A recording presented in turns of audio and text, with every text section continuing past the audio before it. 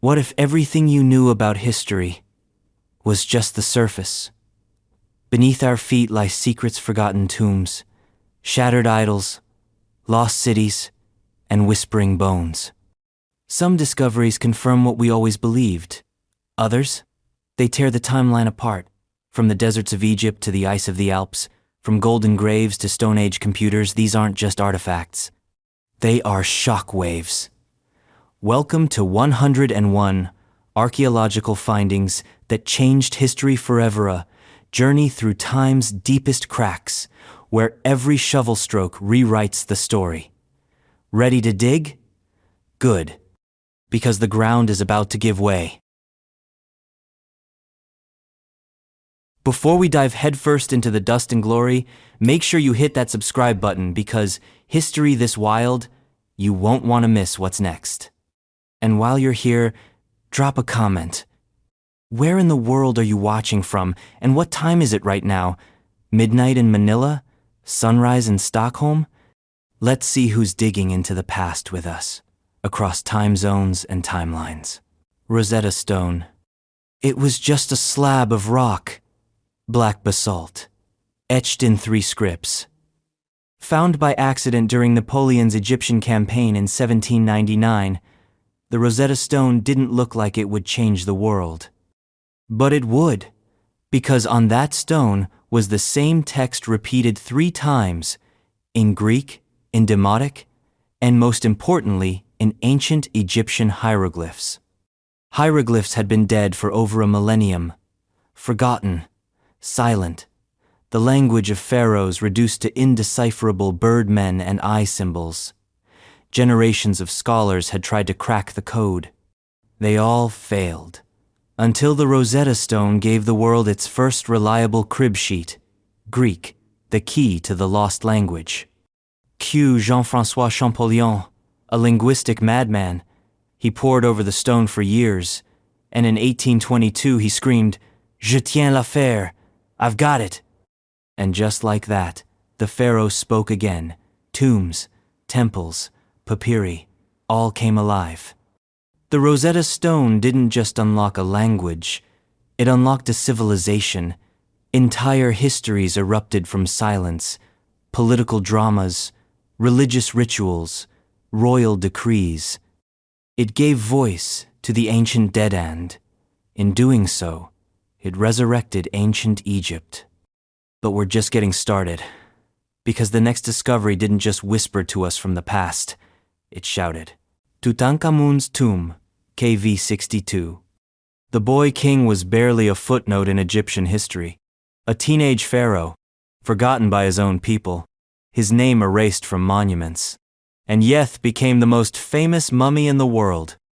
All because in 1922, a dogged British archaeologist named Howard Carter brushed away some rubble in the Valley of the Kings and saw something glinting beneath the dust. Gold, everywhere. Walls, shrines, furniture, chariots all, wrapped in an unimaginable display of opulence. And then, deeper still, the sarcophagus. Inside it, a face made of solid gold, staring through time, Tutankhamun. This wasn't just a tomb. It was a time capsule, sealed for over 3,000 years, untouched, unlooted, miraculously preserved. A complete burial of a New Kingdom pharaoh-heavy artifact in place, every amulet with a purpose. It gave us a front-row seat to the spiritual machinery of ancient Egypt. We saw how they buried their kings, what they feared in the afterlife, how they packed for eternity, and it wasn't subtle. The message was clear. Power, even in death, should blind the gods. Carter's find ignited a global Egyptomania. Newspapers, films, curses, the whole 9 yards. But beneath the spectacle, something deeper stirred. An understanding of how this civilization honored its dead and how easily the dead could change the living. Ready for a detour into destruction? Because the next discovery didn't survive because someone preserved it. It survived because a mountain exploded. Pompeii and Herculaneum. They were ordinary Roman towns, villas, bakeries, bathhouses, people gossiping in the streets, gambling with dice, cooking lentils. And then, in 79 CE, Vesuvius turned the sky black. First came the ash, then the heat. Pyroclastic surges buried Pompeii and Herculaneum under meters of volcanic debris. Time stopped, literally. Buildings froze mid-collapse. People fossilized mid-scream, and for nearly 1,700 years, the city slept beneath the earth forgotten. When excavations began in the 18th century, what they uncovered wasn't ruins, it was a portal. Graffiti still scrawled on walls, loaves of bread still in ovens, frescoes vivid with myth and color, wine jars sealed in taverns, and hauntingly, plaster casts of the dead, humans in their final moments. One family huddled together, a dog twisted in agony, a man shielding his face. Pompeii was more than archaeology. It was voyeurism across centuries, a voyeurism that made the Romans feel real. Not just marble busts and epic poems, but flawed, funny, frightened people. And in Herculaneum better preserved thanks to the hotter flower archaeologists found libraries, charred scrolls in the villa of the papyri. Books no one's read in 2 millennia, still being unrolled today with lasers and AI. This wasn't history remembered. This was history interrupted. But as we peer into volcanic silence, let's prepare to face an empire that chose to shout instead of Hideon that built an army underground. Terracotta Army. It began with a well, a few farmers digging for water in 1974 near Xi'an, China. What they found wasn't water but war. A clay soldier, then another, and another. Until archaeologists realized they weren't looking at statues, they were looking at an army. Over 8,000 life-size terracotta warriors, horses, chariots, and weapons. Each soldier unicano, 2 faces alike, standing in battle formation, guarding the tomb of China's first emperor, Qin Shi Huang, the man who unified warring states into a single empire, who standardized coins, weights, measures, and even thought, and who, apparently, wasn't planning to rest alone in death. This wasn't just burial art. It was imperial paranoia. A man so afraid of death, he built an empire underground. And in doing so, he revealed how far power will go to cheat mortality. The Terracotta Army speaks in silence, of control, of logistics, of a state capable of mass-producing human likenesses for eternity. It's a bureaucratic fever dream turned funerary art. And it tells us that even in ancient times, the fear of irrelevance could move mountains and sculpt soldiers. But that's the surface. Qin Shi Huang's actual tomb, the central chamber, remains unopened, untouched, sealed with rivers of mercury, according to legend. What lies beneath? A palace of the dead? Or a warning to the living? Before we dig too deep, let's freeze the clock. Literally, because the next finding was locked in ice for 5,000 years. Ötzi, the Iceman.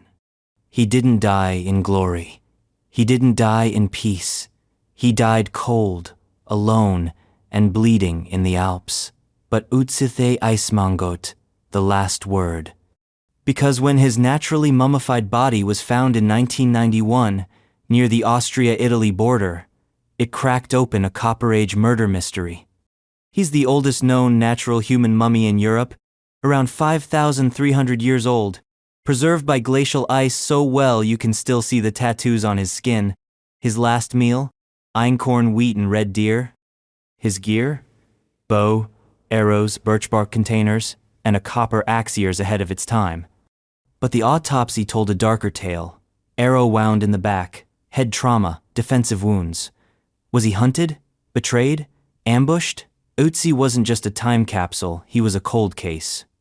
And everything about him rewrote what we thought we knew. That Copper Age people were mobile, skilled, artistic, tattooed, and very possibly violent. His tools showed innovation. His clothing showed specialization. His death showed that prehistoric life wasn't idyllic, it was deadly. Ötzi turned prehistory into personality. Not just a skull in a textbook, but a man with a limp, stomachache, and a very bad day. But if you want to go even further back before murder, before kings, before armies, you'll have to descend into a gorge where history itself began to walk upright. Olduvai Gorge. Welcome to the cradle of humankind, a crack in the Tanzanian earth where time peeled back in layers, each one older than the last. Olduvai Gorge is not just a site, it's a timeline. A fossilized staircase into our evolutionary past. Discovered in the early 20th century and made famous by Mary and Louis Leakey, Olduvai offered up the bones of early hominins Homo habilis, Paranthropus, and Australopithecus. Alongside them, the first stone tools, simple, sharp, brutal, but brilliant. This is where our ancestors first learned to make things that made other things, where survival meant ingenuity, not just instinct. It's where a chunk of rock became a knife and a spark became a future. But it wasn't just tools and bones, it was behavior, scattered animal remains, organized campsites, signs of cooperation and competition. Evidence that even millions of years ago, we were already adapting to our environment and shaping it in return. Olduvai is less a place and more a realization that we are all built on the backs of survival, of adaptation, of risk, and every step we take, upright, carries the echoes of those first, unsteady footsteps. Now that we've risen from the dust, let's step into the dark. A torch in hand, a wall as canvas. It's time for art to speak before words ever could. Lascaux cave paintings. It was 1940. 4 teenagers and a dog stumbled into a hole in the ground near Montignac, France. What they found wasn't treasure, it was time travel. The Lascaux cave, sealed for over 17,000 years, burst open like a prehistoric Sistine chapel. On the walls, horses galloping, bulls charging, stags leaping, over 600 painted animals, dynamic and alive, dancing in ochre, charcoal, and mystery. This was Upper Paleolithic art at its peak, sophisticated, symbolic, stunning. Not crude doodles, not idle decoration. This was storytelling before written language. No light bulbs, no classrooms, just flickering flames and pigment ground from earth. Yet the artists of Lascaux painted with movement, perspective, even emotion. They layered scenes like animation cells. Some figures are eerily human-animal hybrids, with bird heads and shamanic stances. Visions, gods, dreams, we don't know. That's the point. Lascaux wasn't made for us. It was made for spirits or survival. Some think the caves were sacred sites. Others believe they were classrooms for hunters. Whatever the truth, one thing is clear. Long before the first alphabet, humans knew how to speak to the world with images. And those images still speak to us. But now, let's trade pigments for parchment. Because our next finding didn't whisper across millennia, it roared with scripture. If your mind's already spinning from ancient sky maps and wooden gods older than pyramids, just wait, we're only getting warmed up. Take a second, hit subscribe, and keep this time-traveling dig going strong.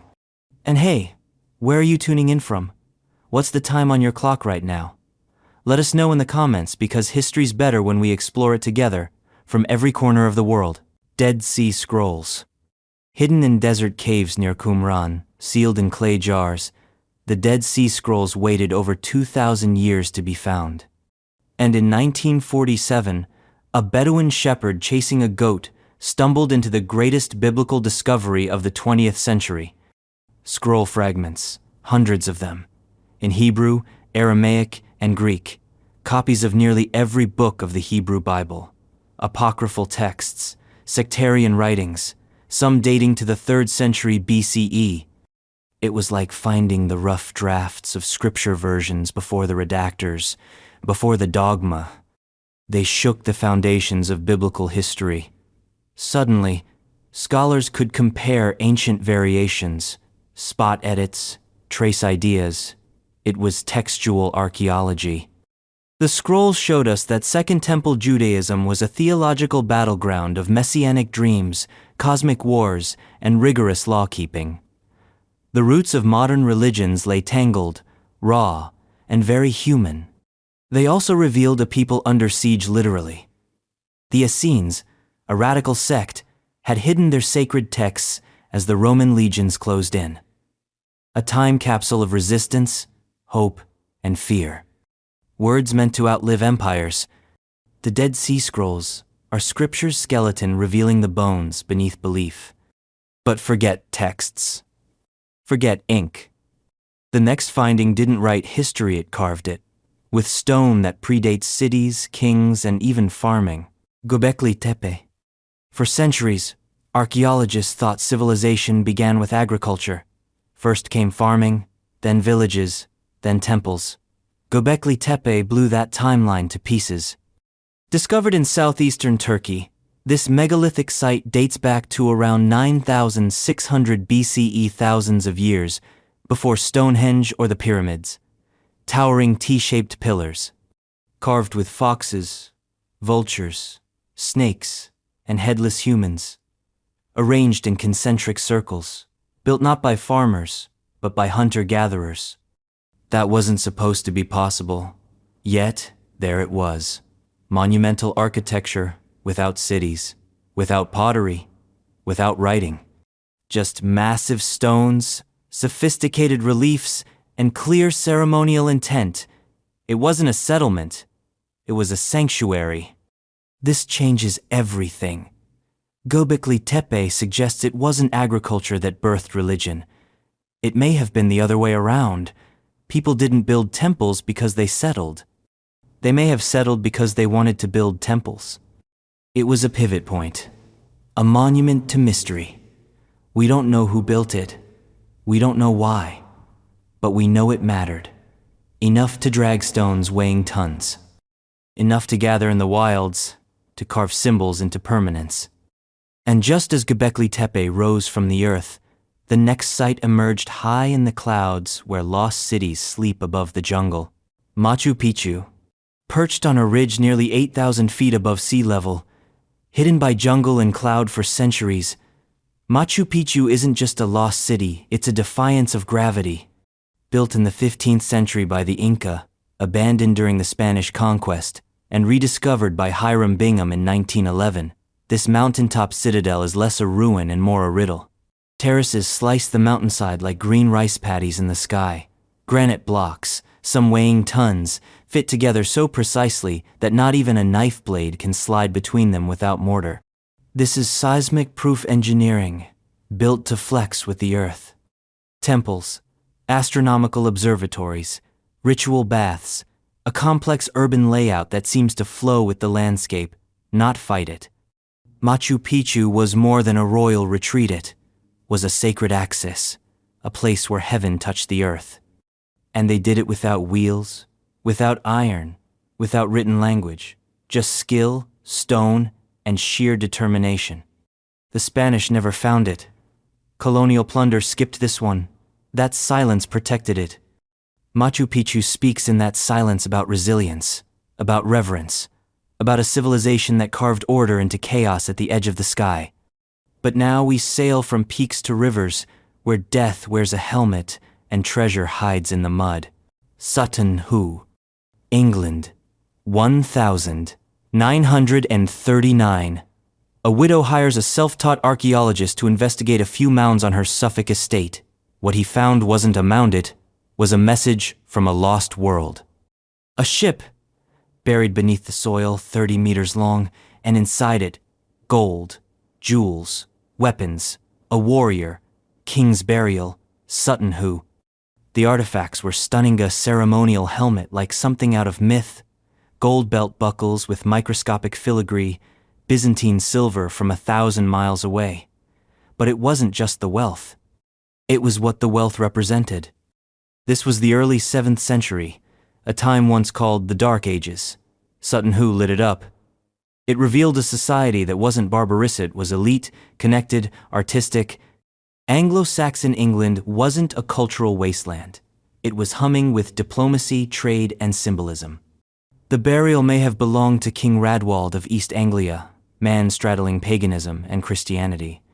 His grave was a manifesto in gold, a declaration that even in death, identity is politics. Sutton Hoo didn't just rewrite British history, it exploded it. And from a buried ship in a boggy field, we now move to sunlit halls on a mythic island where bulls danced, walls sang, and palaces puzzled the Greeks themselves. Knossos Palace.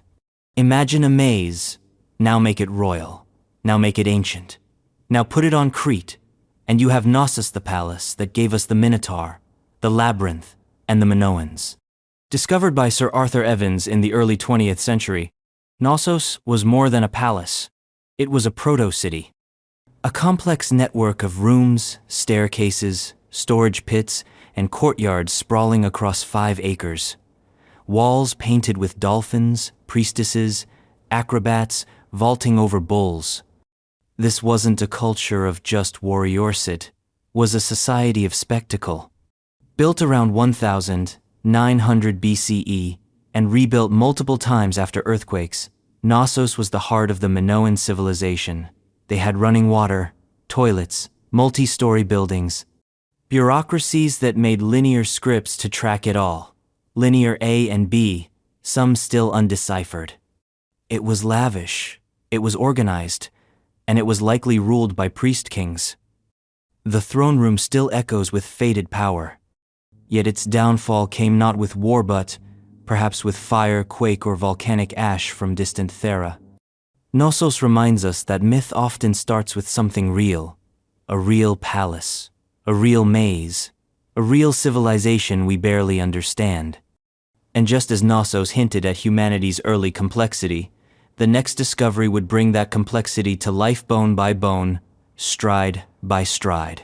Lucy, Australopithecus afarensis. She was only 3 feet tall, roughly 60 pounds, not a queen, not a priestess, just a young adult female from 3.2 million years ago. But when paleoanthropologists uncovered her partial skeleton in 1974 in Ethiopia's Afar Triangle, they didn't just find bones, they found a turning point. Lucy wasn't human, but she walked, upright, bipedal. Her knee, pelvis, and spine told the story. This ancient hominin Australopithecus, a afarensis, moved on 2 legs long before big brains showed up. Her discovery shattered timelines. It showed that walking came before thinking, evolutionarily speaking.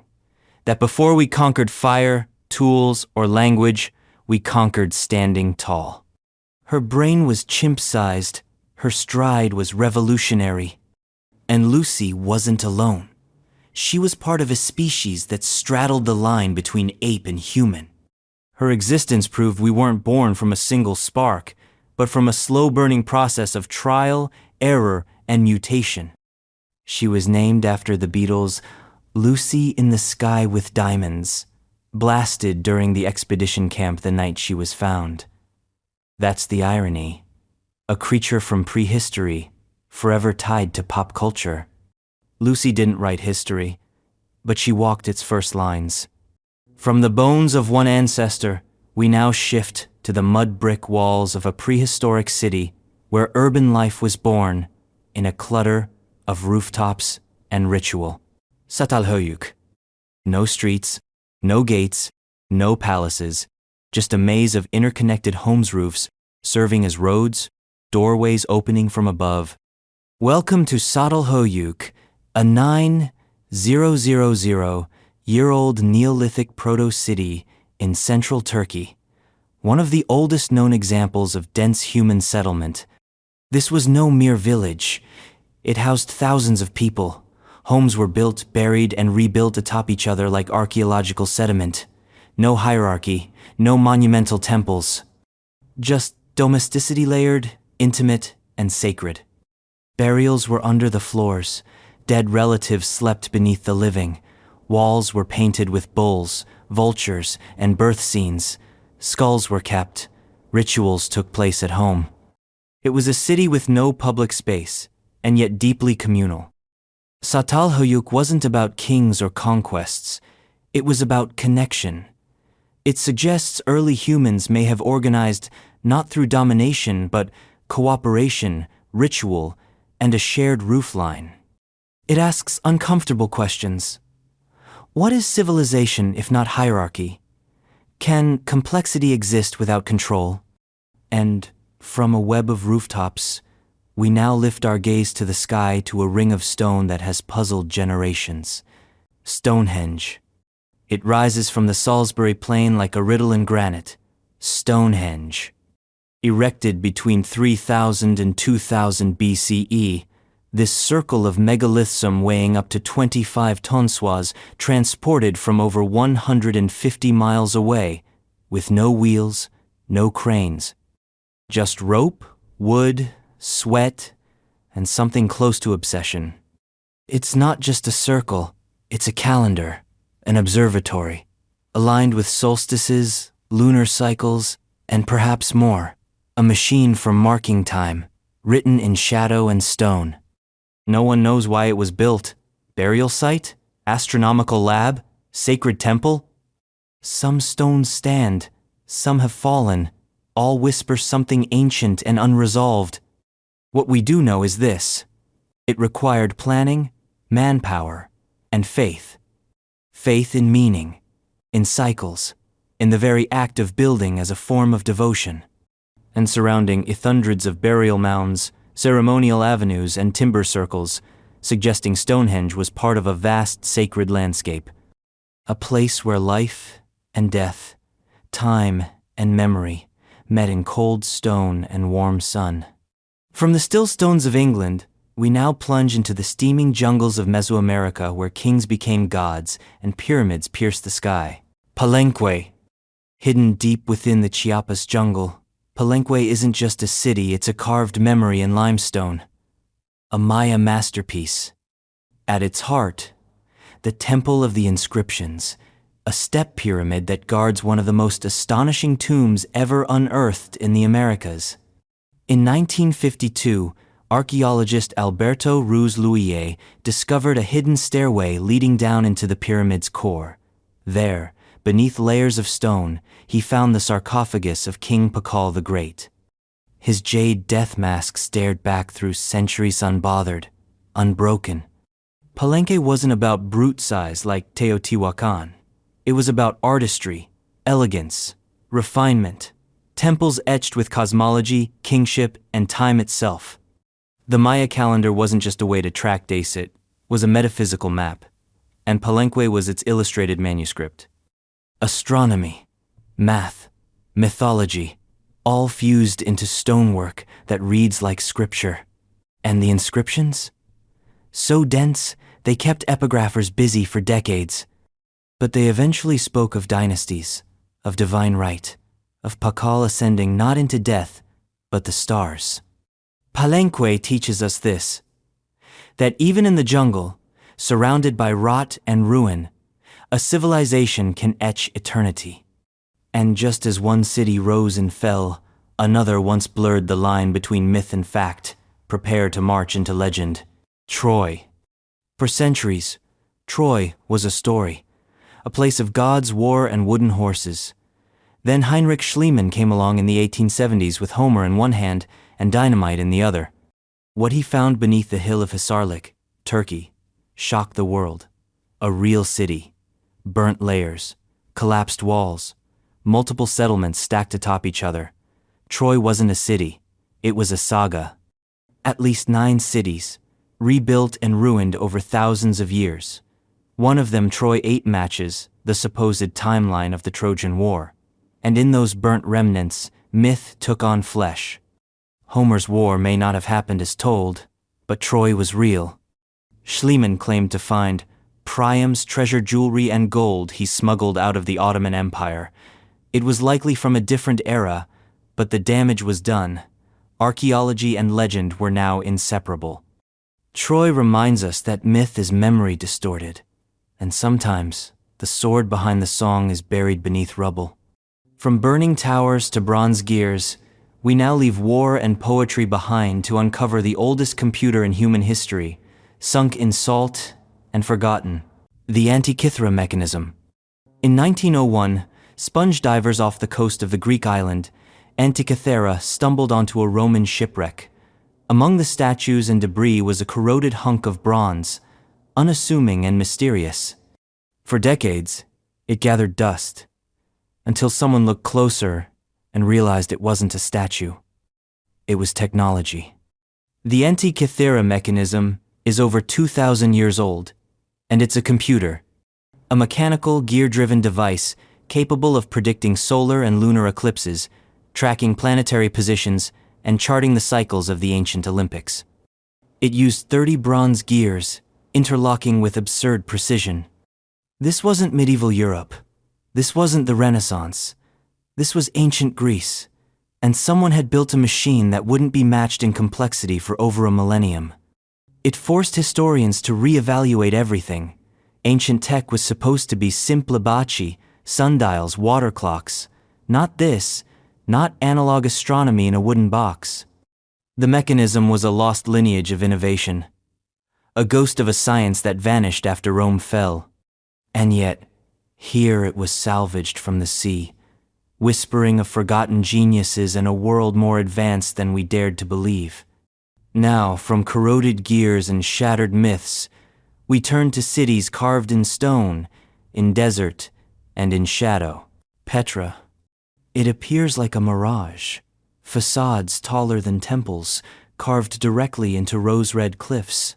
Petra, the ancient Nabatean city hidden in the canyons of modern Jordan, is both sanctuary and spectacle. Its most iconic structure, the treasury, or Al-Khazneh, looks like it was built by giants, not hands. But Petra wasn't just carved for beauty. It was engineered for survival. A desert city that tamed the dry with an ingenious system of dams, cisterns, and channels. The Nabateans mastered water in a land where water rarely cooperated. They were traders, middlemen between Rome and Arabia, and their wealth flowed like incense along the spice routes. Their architecture? A fusion of East and West classical columns dressed in Arabian design, rock-cut tombs made to defy time. Petra thrived for centuries. Then Rome absorbed it, trade routes shifted, earthquakes struck.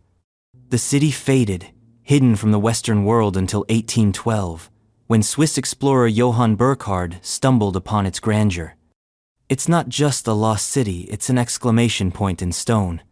A reminder that even in barren wilderness, human imagination carves permanence. And just as Petra froze in time through stone, our next site froze in fire, its walls still smoking with myth. Akrotiri? Before Pompeii, there was Akrotiri, a Bronze Age Minoan settlement on the island of Thera, modern-day Santorini. Around 1600 BCE, a volcanic eruption obliterated it. Ash buried the city, preserved it perfectly. When archaeologists uncovered it, they found no bodies, just buildings, frescoes, tools, and silence. Unlike Pompeii, the people of Akrotiri had time to flee. What remained was their world frozen. Multi-story homes, drainage systems, painted walls with saffron gatherers, dolphins, and dreamlike seascapes. The artistry was vivid, lyrical. Akrotiri wasn't just advanced, it was elegant.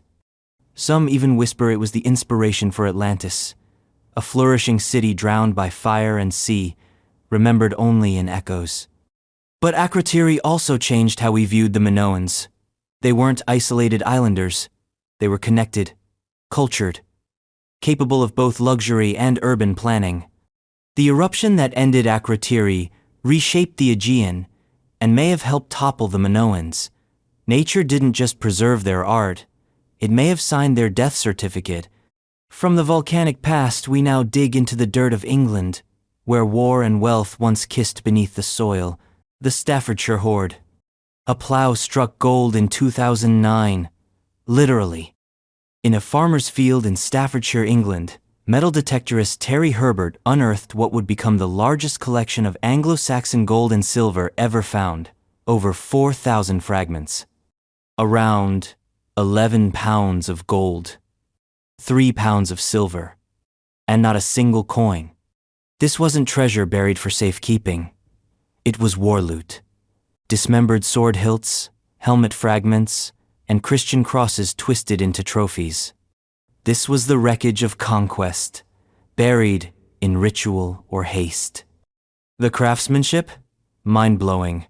Garnet cloisonné in intricate patterns, gold filigree so fine it makes your eyes ache. The hoard likely dates to the 7th century CE, a time when kingdoms fought like wolves, and conversion to Christianity came sword first. It upended our ideas of early medieval Britain, showed a warrior elite, obsessed with symbolism, with art as power, with loot as message. The Staffordshire Hoard is not just gold, it's gold that speaks of blood, belief, and brutal prestige. Now, as we dust off the glittering remains of conquest, prepare to meet a king in a parking lot. Because some royals don't rest in splendor, they rest under asphalt. The grave of Richard III. For 5 centuries, his legacy was buried in scandal, and so was his body.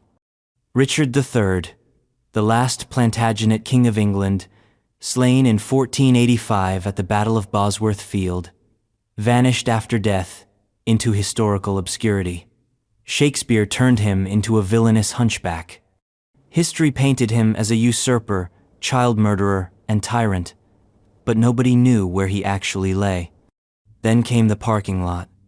In 2012, beneath the unassuming asphalt of a Leicester car park, archaeologists uncovered a twisted skeleton, curved spine, battle wounds, blunt force trauma to the skull.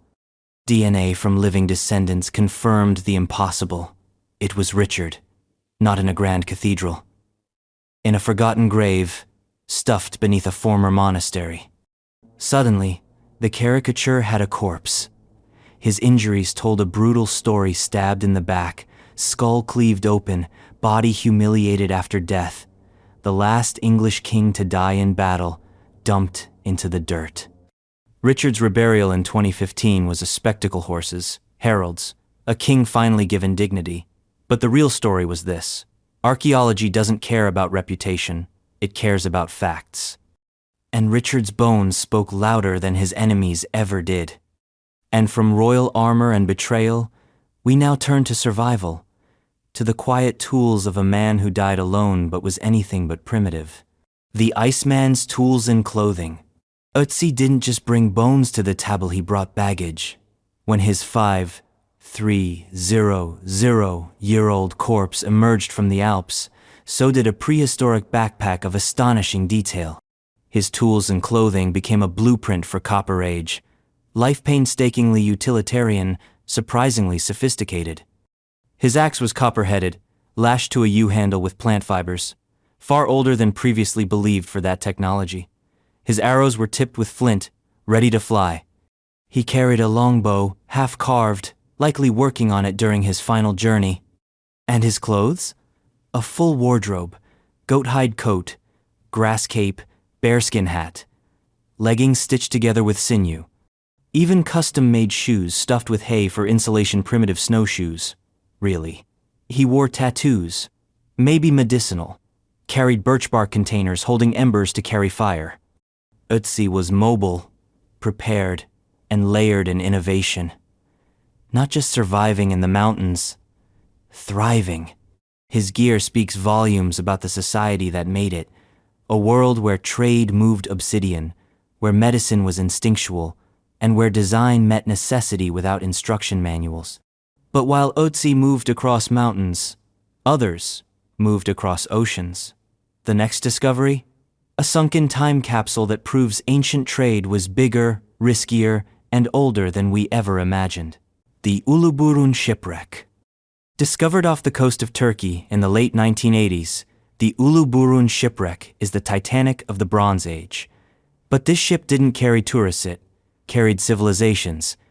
Sunk around 1300 BCE, It lay at the bottom of the Mediterranean for over 3,000 years, and when divers reached it, they found chaos perfectly frozen. Ingots of copper and tin raw materials for bronze, Canaanite jars, Egyptian scarabs, Mycenaean weapons, African ebony, Baltic amber, Iraqi beads. It was less a cargo hold, more a United Nations of the ancient world.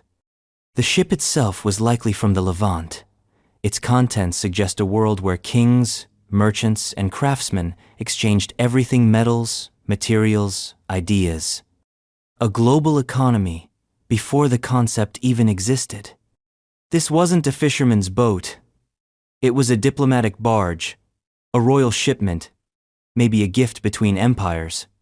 Whatever it was, it sank violently. Its loss was tragic. Its rediscovery? Illuminating.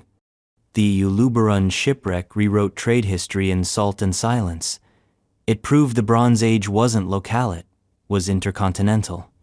And from ocean depths, we now dive into darkness once more, not into water, but into a painted cave where bisons still breathe on the walls.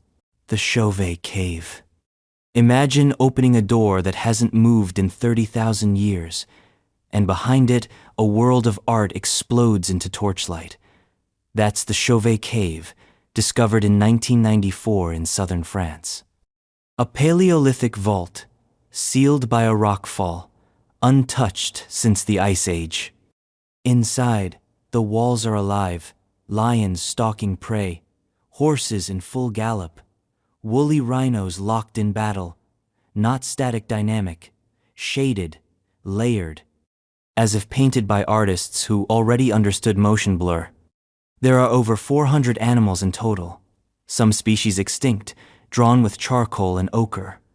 Some walls even suggest the artists used the natural curves of the rock to create a 3D effect. No doodles here. This was theater, and it predates Lascaux by at least 10,000 years. Chauvet shattered the myth that early art was simple, that sophistication came later. These artists weren't beginners, they were masters. The cave also hints at early spiritual life, hand stencils, abstract symbols, a possible altar with a cave bear skull placed just so. It wasn't just art, it was ritual. And then, it was abandoned, sealed by time, saved by geology. But while Chauvet captures early thought, our next finding rewrites early movement.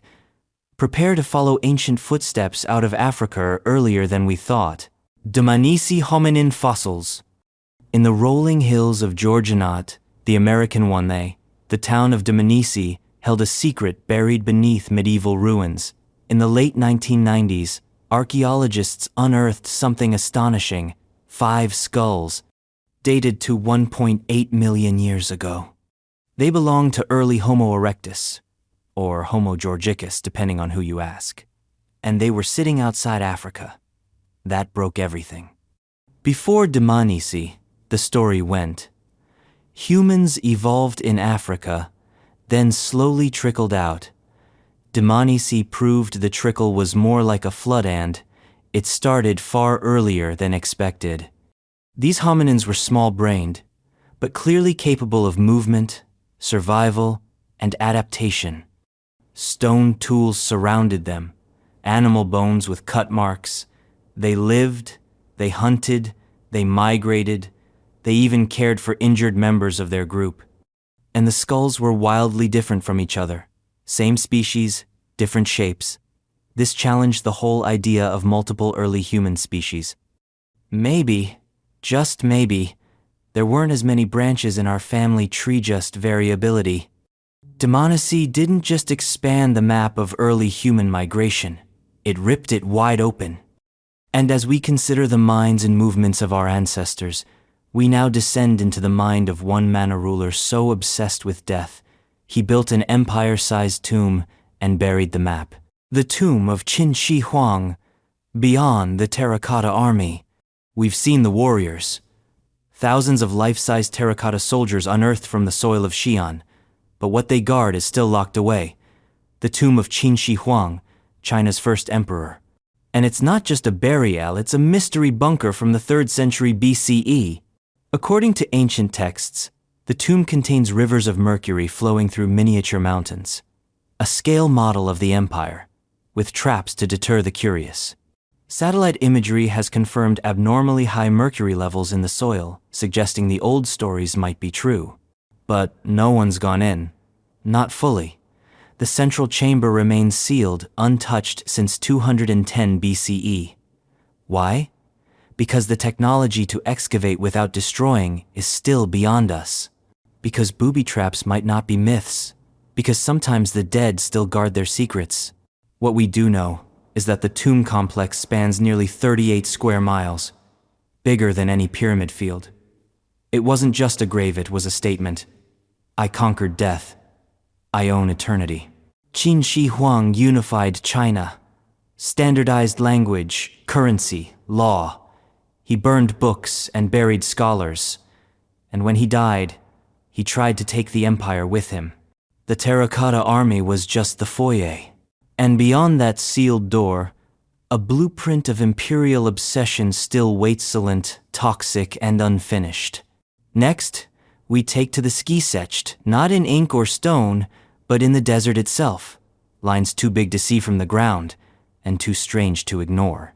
The Nazca Lines, stretching across the arid coastal plains of southern Peru, the Nazca Lines aren't just drawings, they're cosmic graffiti, visible only from the sky. First discovered in the 1920s, with aircraft assistance, these massive geoglyphs over 1,200 feet long were etched into the desert floor over 1,500 years ago by the Nazca culture.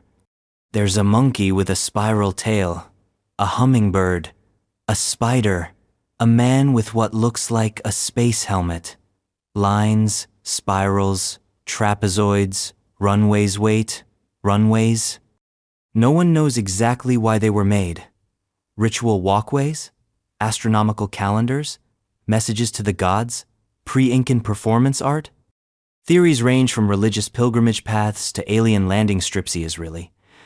But despite the conspiracies, one truth endures. They were intentional, precise, massive. The lines were created by scraping away the reddish topsoil to reveal the lighter sand beneath, and they've endured thanks to the region's near-total lack of rain or wind. A fluke of geography turned temporary messages into millennia-long mysteries. The Nazca Lines remind us that not all history was made to be seen from ground level. Sometimes, you need perspective literally. And now, from desert drawings visible only from the heavens, we dive into an ancient cave where every wall roars with the presence of beasts. The Cave of Altamira. When a hunter's daughter entered the Cave of Altamira in northern Spain in 1879, she looked up and saw bison. Painted, life-sized, galloping across the ceiling as if frozen mid-charge. Her father, amateur archaeologist Marcelino Sanz de Sautuola, realized they had found something extraordinary. But the academic world didn't believe him. Too good to be real, they scoffed. The colors were too vivid, the anatomy too precise. It took decades and more discoveries to confirm Altamira was the real deal, a Paleolithic gallery dating back over 14,000 years. These weren't stick figures, they were shaded with charcoal and red ochre, dynamic, anatomical, almost three-dimensional. The artists used the contours of the rock to give the bison bulging muscles, to make deer leap from stone.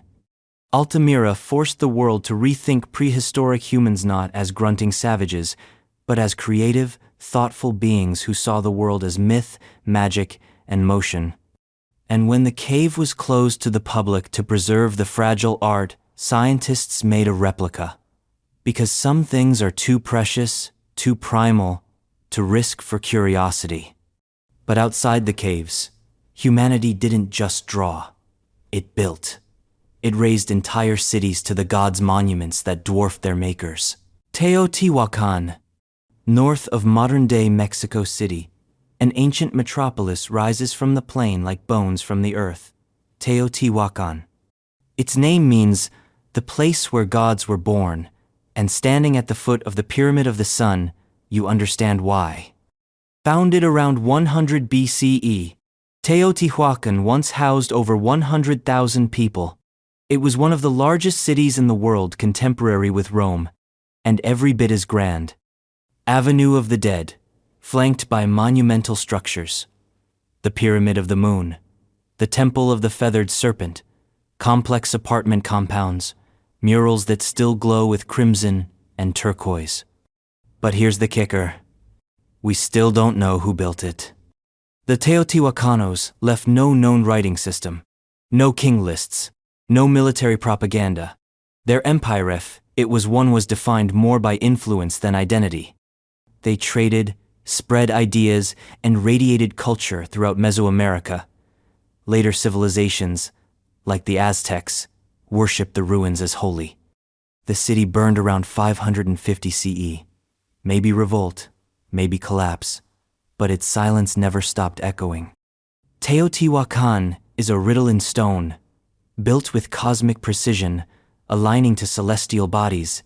It speaks not of a single ruler, but of a collective will, a city that dreamed on a massive scale. Now, we shift from sprawling stone megastructures to jungle temples and moats, where gods took on Khmer form and stone swallowed forests whole. Angkor Wat. Rising from the Cambodian jungle like a stone lotus, Angkor Wat is not merely a template, the heartbeat of an empire carved into eternity. Built in the early 12th century by King Suryavarman II, it was originally a Hindu temple dedicated to Vishnu. Over centuries, it morphed into a Buddhist sanctuary, but it never stopped being divine. The scale is surreal.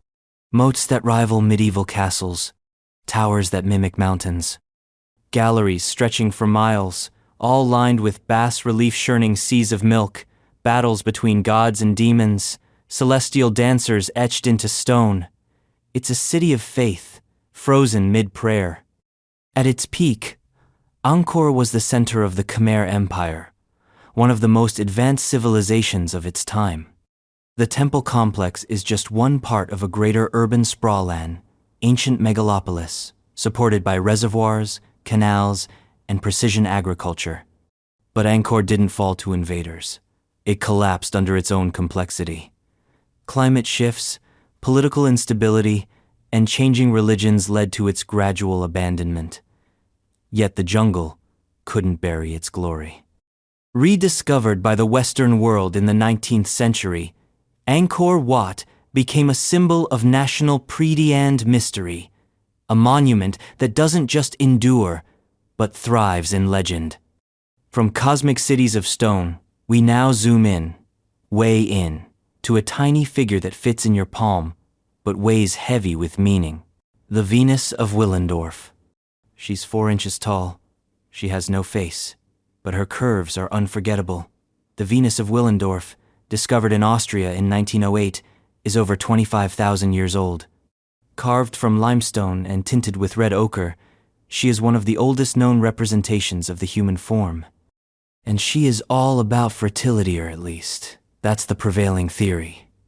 Exaggerated breasts, wide hips, no feet, no eyes. This wasn't a portrait, it was an idea, a symbol, a spell, maybe. A prayer? Probably. The Venus figures, because she's not alone, pop up across Paleolithic Europe. They may represent goddesses, ancestors, or ideals of womanhood. We don't know for sure, but we do know they mattered.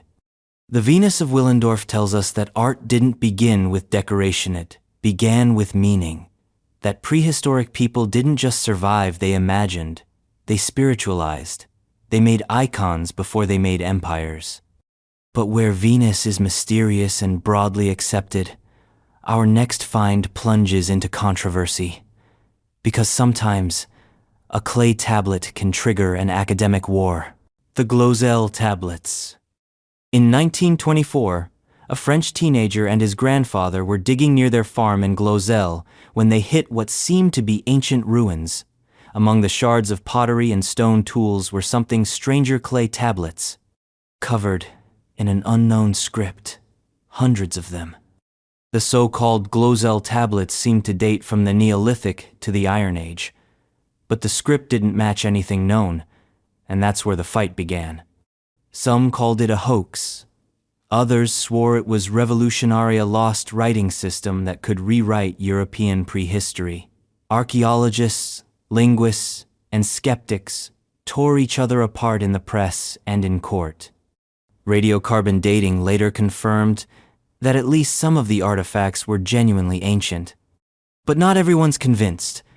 The Glozel Tablets sit in a fog of half-belief, half-skepticism.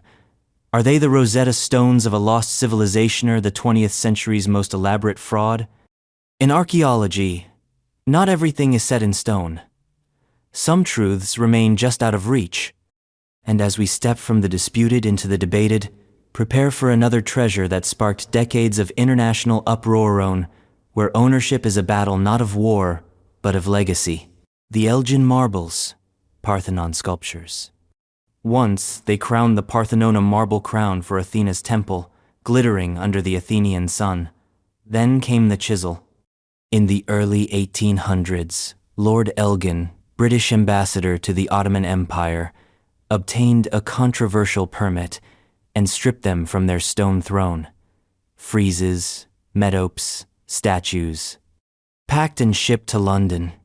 Today, the Elgin Marbles sit in the British Museum, and they're stunning. Scenes of gods and mortals, centaurs and battles sculpted with a precision that still haunts the human hand. They're not just decoration, they're narrative. They're myth, frozen in motion. But they're also lightning rods. Greece demands their return. Britain holds fast. Are they preserved art or plundered heritage? The debate is less about stone and more about identity, power, and who controls the past. They spark questions every museum must ask. Who owns culture? Can beauty exist outside its origin? When does protection become possession? The Elgin Marbles are more than classical remnants. They are a diplomatic minefield wrapped in aesthetic awe. A reminder that archaeology is never just about the past, it's about who gets to speak for it. From the pillaged temples of Greece, we now sail across the Pacific to a speck of volcanic land where giants stare silently out to sea. The Moai of Easter Island. On Rapa Nui, better known as Easter Island Massive, stone heads rise from the ground like ancient gods watching the horizon. These are the Moai, monolithic statues, some weighing over 80 tons, carved from volcanic tuff and transported miles across the island. There are nearly 1,000 of them, most with torsos buried beneath the soil. Their faces are solemn, their backs turned to the sea. Their purpose? Still debated. They were likely representations of ancestors, chiefs, or spiritual protectors. They formed a link between the living and the dead, the present and the divine. But the real mystery isn't the statue, it's how they got there. Rapa Nui had no wheels, no draft animals. Theories abound: rolled on logs, walked upright with ropes, or dragged by raw manpower. And the building of the Moai coincided with ecological disaster, deforestation, soil erosion, famine, collapse. The very act of monument making may have doomed the society that birthed them. The Moai are haunting reminders that greatness often comes at a cost. They are cultural triumphs and ecological tombstones rolled into one. Now, from heads in the earth, we turn to faces in gold, where archaeology met ego and a name from myth was hammered into history. The Mask of Agamemnon. Gold. Smooth. Cold. Unblinking. In 1876, Heinrich Schliemann uncovered a death mask in a Mycenaean grave shaft at Mycenae. He stared into its face and declared, "I have gazed upon the face of Agamemnon." The name stuck, the myth stuck, but the facts, not so much. The mask crafted from a single sheet of gold was stunning. Human features, stylized beard, closed eyes. But it was centuries older than the Trojan War, and certainly older than any likely Agamemnon. Still, the name endured because Schliemann was more showman than scientist. his thirst for proving Homer's epics historical often overshadowed method. But the mask is real. The grave goods are real. The Mycenaeans were real, and their burials were opulent. Rich in gold, bronze, and weaponry. They were a warrior elite with a flair for the theatrical even in death. The Mask of Agamemnon reminds us that archaeology often dances with myth, that sometimes a name is more powerful than a date. And next, we enter a monument so massive, so mathematically pure, that even modern builders pause in awe. We head to Egypt not for mummies, but for the mind behind the megalith, the Great Pyramid of Giza. It pierces the horizon like a riddle in stone. Built over 4,500 years ago, the Great Pyramid of Giza is not just the last standing wonder of the ancient world, it's the one that never blinked. Constructed during the reign of Pharaoh Khufu around 2560 BCE, it was the tallest human-made structure for nearly 4,000 years. 2.3 million limestone blocks, some weighing as much as 80 tons. No cranes, no lasers, no blueprints. Just ropes, ramps, and a vision that refused to settle for the ordinary. Its base is nearly perfectly square, its sides aligned with the cardinal points to an absurd degree of precision. This wasn't just a tomb, it was a cosmic mechanism. It served as both burial chamber and celestial ladder. The internal shafts aligned with stars Orion's belt, Sirius. The Egyptians believed the soul needed a star path. The pyramid gave it one. And yet, we still debate how it was built.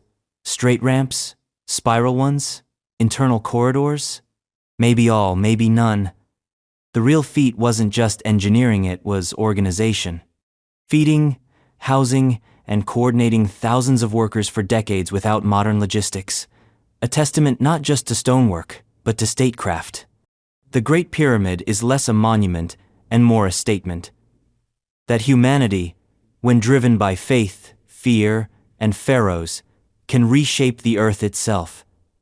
And just across the sea, on a hill crowned with marble, another civilization once redefined the human form not through scale, but through symmetry. The Acropolis of Athens. Atop a rocky outcrop above Athens stands the Acropolis, a citadel of civilization. At its heart, the Parthenon, a temple to Athena, built in the 5th century BCE during the city's golden age. It wasn't just a place of worship, it was propaganda in stone. The Parthenon was built with mathematical precision, columns slightly bulge, entasis, to counteract optical illusion. Angles, spacing, proportions, everything, tweaked for aesthetic perfection. It's not symmetry, it's intentional asymmetry to trick the eye. Greek genius in marble. This was more than architecture, it was ideology. The Acropolis symbolized the triumph of democracy, philosophy, and reason. It was Athens carved into skyline, bold, beautiful, and brilliant. It also served as a treasury, as a fortress, as a target. Over centuries, it was converted into a church, a mosque, a gunpowder depot blown up by the Venetians in the 17th century. Its stones survived war, religion, and imperial ambition. What remains is still stunning, caryatid standing in solemn grace, temples honoring gods that no longer walk, a skyline that still rules Athens in spirit. From the marble temples of Greece, we now descend into darkness, into a library where clay tablets whispered myths, laws, and omens from the edge of memory. The library of Ashurbanipal. Buried beneath the ruins of Nineveh, in what is now Iraq, the library of Ashurbanipal waited in silence. When excavated in the 19th century, it stunned the world. Over 30,000 cuneiform tablet history's first great archive, a literary time capsule from the 7th century BCE, assembled by the Assyrian king Ashurbanipal. He wasn't your typical warmonger king, he was a scholar tyrant.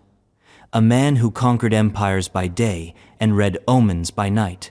His library was more than collection, it was control. Knowledge as power. The tablets cover everything. Medicine, law, astrology, religion, war, letters between kings, lists of omens, ritual instructions, and most famously, the Epic of Gilgamesh, humanity's oldest surviving literary work, a tale of friendship, loss, and the search for immortality. This was Mesopotamian memory carved into clay, written in the wedge-shaped cuneiform script, and when Nineveh fell in 612 BCE, fire baked the tablets, accidentally preserving them for eternity. The Library of Ashurbanipal proves that even ancient empires understood one thing deeply: to rule the future, you must preserve the past. And next, we return to an island empire not of books, but of bulls and painted walls, where a palace and a labyrinth were one and the same. The Palace of Minos at Knossos. Welcome back to Crete. If the myth of the Minotaur had a floor plan, Knossos was it. Though technically already visited in our earlier section, this palace deserves a second lens this time through its full architectural and civilizational significance. Re-excavated and sensationalized by Sir Arthur Evans in the early 1900s, Knossos was more than just a royal residence. It was the heart of Minoan culture, humming with trade, ritual, and labyrinthine complexity. This was not a grim fortress, but a vibrant complex of over 1,000 rooms, grand staircases spiraling down into light wells. Storage magazines stacked with Pythagorean clay jars once filled with oil, grain, and wine. Murals of dolphins, court ladies, and boys somersaulting over bulls. A civilization obsessed with fluidity of space, of gender, of ritual. The Minoans had no walls, no militarism. Their art spoke of harmony, not conquest.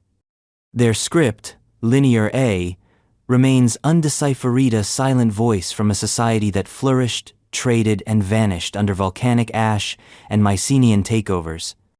Knossos is not just an archaeological site. It's a puzzle palace, a myth machine, and a window into a lost Mediterranean dream. And while Knossos twisted through corridors, our next stop carved history straight into the earth before cities, before kings, before memory. Göbekli Tepe's T-shaped pillars. Rewind to 9600 BCE. No writing, no wheels, no farming, just stone, sand, and human will. At Göbekli Tepe, in southeastern Turkey, massive T-shaped pillars some over 16 feet, tall stand in concentric circles, carved with animals, symbols, and ghosts of forgotten ritual. These weren't homes. There's no evidence anyone lived here. It was sacred space, built by hunter-gatherers who shouldn't have been able to pull it off. No cranes, no cities. Just a collective spiritual drive that dragged 10-ton stones into order. Each pillar is a silhouette of the human form, broad-shouldered, stylized, abstract. On their surfaces, foxes, vultures, scorpions, lions, not random wildlife symbols. Language without words. Myths before mythology. Göbekli Tepe overturned archaeology's sacred sequence. First agriculture, then cities, then temples. But here, we see the opposite. People gathered to build something holy, and then learned to farm nearby to keep building it. It didn't just rewrite history, it erased the old rules and handed us a new origin story. And just as these ancient builders used stone as symbol, our next chapter paints emotion into rock, where torchlight flickered across walls alive with movement. The Chauvet Cave art. Yes, we visited Chauvet before, but it warrants a second look, not for its gallery of animals, but for the minds behind them. The Chauvet Cave isn't just an art exhibit, it's a time capsule of human consciousness from 32,000 years ago. Some panels show overlapping herds of bison and horses, hinting at motion. Others capture moments of drama, predators crouched, prey startled. The artists didn't just draw, they observed, felt, imagined. This was not decoration. It was narrative. And deeper in the cave, away from light, away from safety, Our hand stencils, red outlines of fingers splayed against stone. Personal, deliberate. I was here. Ancient selfies in the dark. Some even show evidence of ritual. Footprints of a child beside a wolf. Bear skulls placed in niches. Torch marks smudging soot into the ceiling. This was not a passive space. It was sacred, theatrical, emotional. Chauvet doesn't just show that art is old, it shows that feeling is old, that we've always been more than survival. And now, from the symbolic depths of prehistoric caves, we rise into the sunlight of ancient Egypt, where tomb walls don't whisper. They roar with the daily life of a civilization ruled by order, ritual, and relief. The tomb of Khgemni. In the shadow of the step pyramid at Saqqara lies the mastaba tomb of Khgemni, a vizier under Pharaoh Teti of Egypt's 6th dynasty. Built over 4,300 years ago, this tomb is no golden chamber of pharaohs. It's something rarer, a snapshot of life, etched in low-relief limestone, with a level of detail that feels less like a funeral and more like a film reel. The walls breathe. They show fishermen hauling nets, dancers mid-twist, butchers at work, scribes taking inventory, hippos thrash in rivers, geese flap and hiss. There's even a scene of a dwarf walking pet monkeys. Yes, really. These aren't myths or gods. These are moments. Mundane, hilarious, human. Khgemni's tomb is where you go to understand the living Egyptians, not just their gods or kings, but their daily grind, their obsessions, their sense of humor, their love for order, everything in its place, each scene staged with rhythmic precision. This tomb tells us that even in death, Egyptians wanted to bring their life with them, not just wealth or power, but the sights, sounds, and smells of home. From the intimate carvings of the Nile's edge, we shift to the hard edge of empire where laws weren't whispered. They were carved for all to see. The Code of Hammurabi. It stands 7 feet tall, black basalt, carved top to bottom with cuneiform. At the top, a king receives divine authority from Shamash, god of justice. Below, 282 laws march down the stone. This is the Code of Hammurabi, one of the earliest, most complete legal codes in human history. Dating to around 1754 BCE, under Babylon's King Hammurabi, the code was a mix of justice, hierarchy, and iron-fisted pragmatism. If a man destroys the eye of another man, they shall destroy his eye. Lex talionis, law of retaliation, but also property rights, divorce settlements, agricultural rules.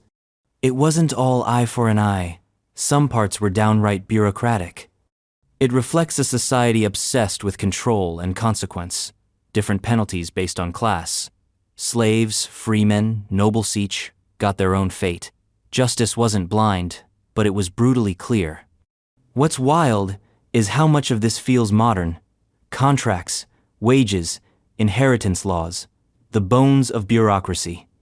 The code wasn't buried, it was erected in public, a political ad in stone. This is law. This is order. This is me, Hammurabi, your God-backed CEO. And just as Babylon defined itself through rules across the mountains and rivers, another civilization whispered through bricks, drains, and gridly nestlantly complex. The Indus Valley civilization cities, Harappa and Mohenjo-Daro. Before Rome, before Greece, before Babylon reached its prime. There was the Indus Valley civilization, an ancient culture straddling modern-day Pakistan and northwest India, best represented by its twin marvels, Harappa and Mohenjo-Daro. These cities weren't chaos. They were planned, laid out on grid systems, streets aligned with cardinal directions, multi-story homes with private wells, sophisticated sewage systems that would make 19th century Europe blush, standardized bricks, centralized granaries, public baths, all of it coordinated, without kings, without known temples. without a Rosetta Stone to explain it. Their script remains undeciphered, their rulers unknown, their gods silent, yet their order is evident in every drain and brick. It's not power etched in stone, it's power embedded in infrastructure. And then, around 1900 BCE, they faded. Slowly. No violent collapse, just decline. Perhaps climate shifted. Rivers changed course. Trade dwindled. The cities emptied. But Harappa and Mohenjo-Daro still stand as blueprints for a kind of quiet genius. A civilization of engineers, traders, and builders who left us cities that whisper, "We were here, and we were organized." Next, we climb further back to a rocky slope on the French Riviera, where early humans didn't just survive, they pitched tents, built homes, and kindled the spark of shelter. The Terra Amata site. Beneath the sun-drenched shores of modern-day Nice, France, archaeologists in the 1960s stumbled upon something older than the Riviera's glitz. Terra Amata, a Paleolithic campsite dating back around 400,000 years. At first glance, just some stones and ashes. But look closer and you're staring at some of the earliest known evidence of intentional shelter. Here were traces of huts, arranged stones for windbreaks, hearths for fire, and even designated work areas. Early humans didn't just pass through. They set up camp. They organized their living space. They controlled fire not just for warmth, but for food and comfort. These were Homo erectus, or possibly early Homo heidelbergensis species before us. And yet, their behavior echoes ours. Construct a home, roast some meat, sit by the fire. Terra Amata reframes the Paleolithic. It wasn't just wandering through wilderness, it was domesticity in embryo, the birth of home. And from humble huts on a beach, we now descend into tombs filled with the splendor of an empire that knew how to wrap legacy in silk. The Mawangdui tombs.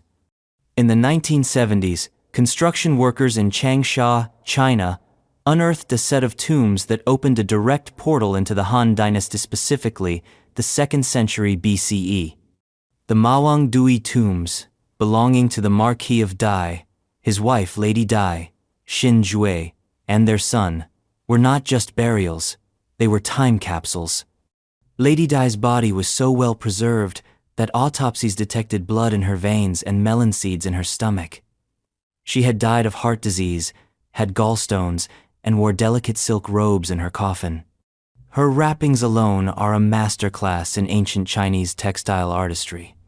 The tombs also yielded lacquerware, scrolls, medical texts, and a silk banner depicting her journey to the afterlife, elegant, surreal, stunning. But the star was the world's oldest known topographical map, a silk rendering of the landscape, rivers, and military placements. Mawangdui wasn't just about what the Han buried, it was about how much they knew. Science, anatomy, medicine, art, spirituality, all folded into a tomb. And while the Han tracked the cosmos in silk and lacquer, back in the cradle of civilization, someone was writing down every king who ever mattered, whether they ruled for a year or 1,000. The Sumerian King List. It reads like a combination of scripture, ledger, and fever dream. The Sumerian King List, carved into cuneiform tablets over 4,000 years ago, lists every king of Sumer from the mythic antediluvian era to more grounded dynasties. Some ruled for believable decades, others for tens of thousands of years. 28,800 years for a single reign? Sure, why not? Before the flood, time apparently worked differently. But here's the trick. Despite its supernatural tone, much of it aligns with archaeological data. Real cities, real kings. Cross, reference with royal tombs, city ruins, and temple records. It was both record-keeping and mythology history as divine justification. The list gave the Sumerians continuity, legitimacy.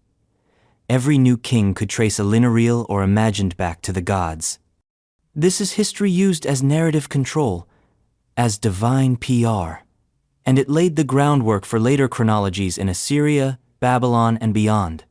From kings of impossible age, we now pivot to real royal graves so rich, so elaborate, they turned a dusty ruin into a gold-lit legend is calling, and its standard is waiting to be raised. The royal tombs of In the 1920s and 30s, British archaeologist Leonard Woolley dug into the ruins of Uransay, a major Sumerian city, and unearthed something dazzling. A graveyard of kings and queens from 2600 BCE, complete with gold, lapis, lazuli, chariots, and 74 dead attendants. Yes, you read that right. These weren't ordinary burials. The royal tombs of were elaborate death theaters. One Queen Puabiwa is laid to rest wearing a headdress of gold, with a lyre beside her. Around her, servants, soldiers, and musicians, all apparently sacrificed to serve in the afterlife. It was opulence turned morbid, ceremony fused with slaughter. Among the treasures was the royal standard of Ura, rectangular mosaic box showing two sides of Sumerian life, war and peace. One side depicts chariots, captives, and spears. The other, feasting and music. It's a visual statement of power. This is how we conquer, and this is how we party. The tombs revealed a society rich in symbolism and stark in hierarchy, where death was not the end, but a gateway so expensive, it required human retinue. From these graves of pomp and blood, we shift to something quieter, just two sets of prints in the ash. But they echo louder than any gold ever could, the Laetoli footprints.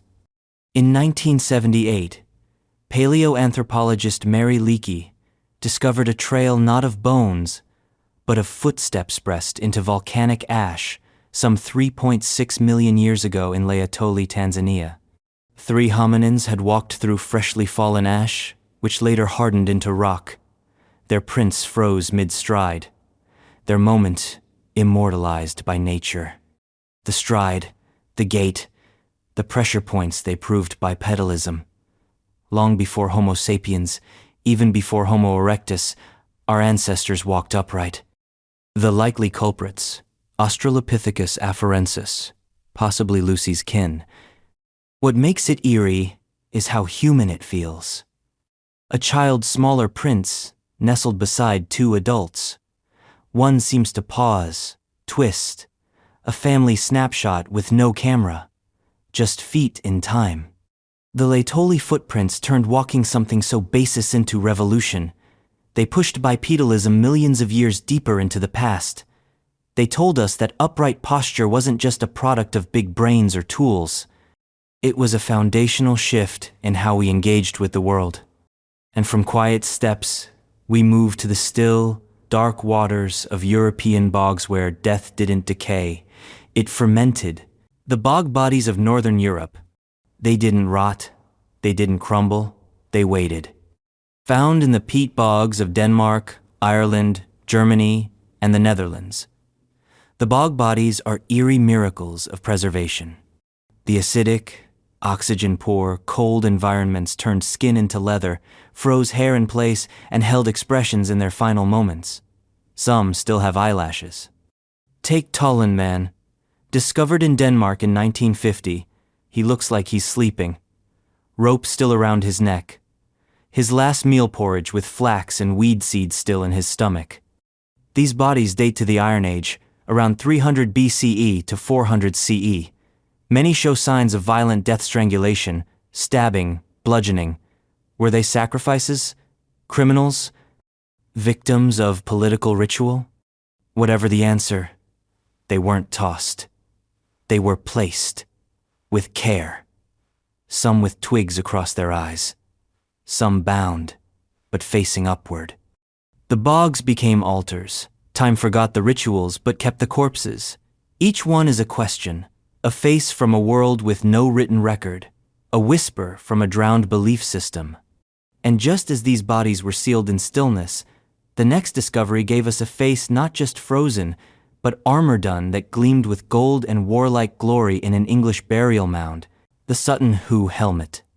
Unearthed in 1939 from a ship burial at Sutton Hoo, Suffolk, the Sutton Hoo helmet emerged from the soil like a war god's calling card. Crushed under centuries of dirt but painstakingly reconstructed, it became the face literally of Anglo-Saxon England. Made of iron, inlaid with tinned bronze and garnets, the helmet is as much mask as armor. It has a full faceplate with a snarling dragon motif forming the nose and eyebrows, boar designs along the crest, and decorative panels depicting warriors and mythical beasts. It wasn't built for anonymity, it was made for presence. Believed to have belonged to a 7th century East Anglian king, possibly Radwald the Helmet, along with the entire Sutton Hoo treasure, revealed a society rich in art, diplomacy, and cultural depth.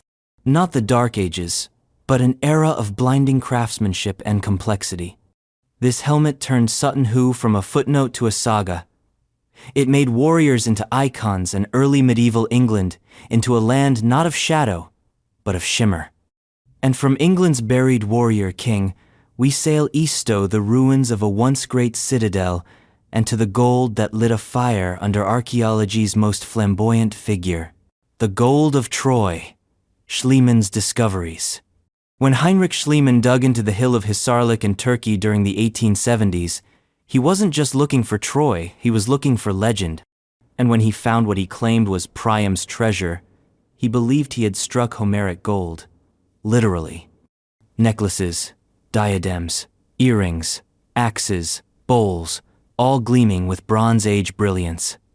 Schliemann's wife was famously photographed wearing them, dubbed the Jewels of Helen. The world gasped. But here's the twist. The treasure didn't belong to Priam. It came from a layer centuries older than the likely Trojan War. Schliemann had, in his zeal, blasted through multiple archaeological layers missing context in pursuit of myth. The gold of Troy was both miracle and mayhem. It proved that there was a city worth the name, that Troy wasn't mere myth, but it also exposed the recklessness of romantic excavation. Still, Schliemann's discoveries launched Mycenaean archaeology into the spotlight. He opened a door that couldn't be closed. And the gold? It disappeared during WWI taken to the Soviet Union, hidden for decades, and finally revealed in the 1990s in Moscow. From misattributed crowns to millennia-old weapons, our next chapter takes us to the subterranean vaults of China where even terracotta men went to war armed to the teeth, the Terracotta Army's weaponry. We've seen the faces of the Terracotta Army, each one different, each one hauntingly lifelike. But step past the soldiers and focus on their hands. They once gripped real weapons. Excavations have revealed thousands of bronze spears, swords, crossbow triggers, and halberds. These weren't just ceremonial props. They were functional, forged with deadly precision.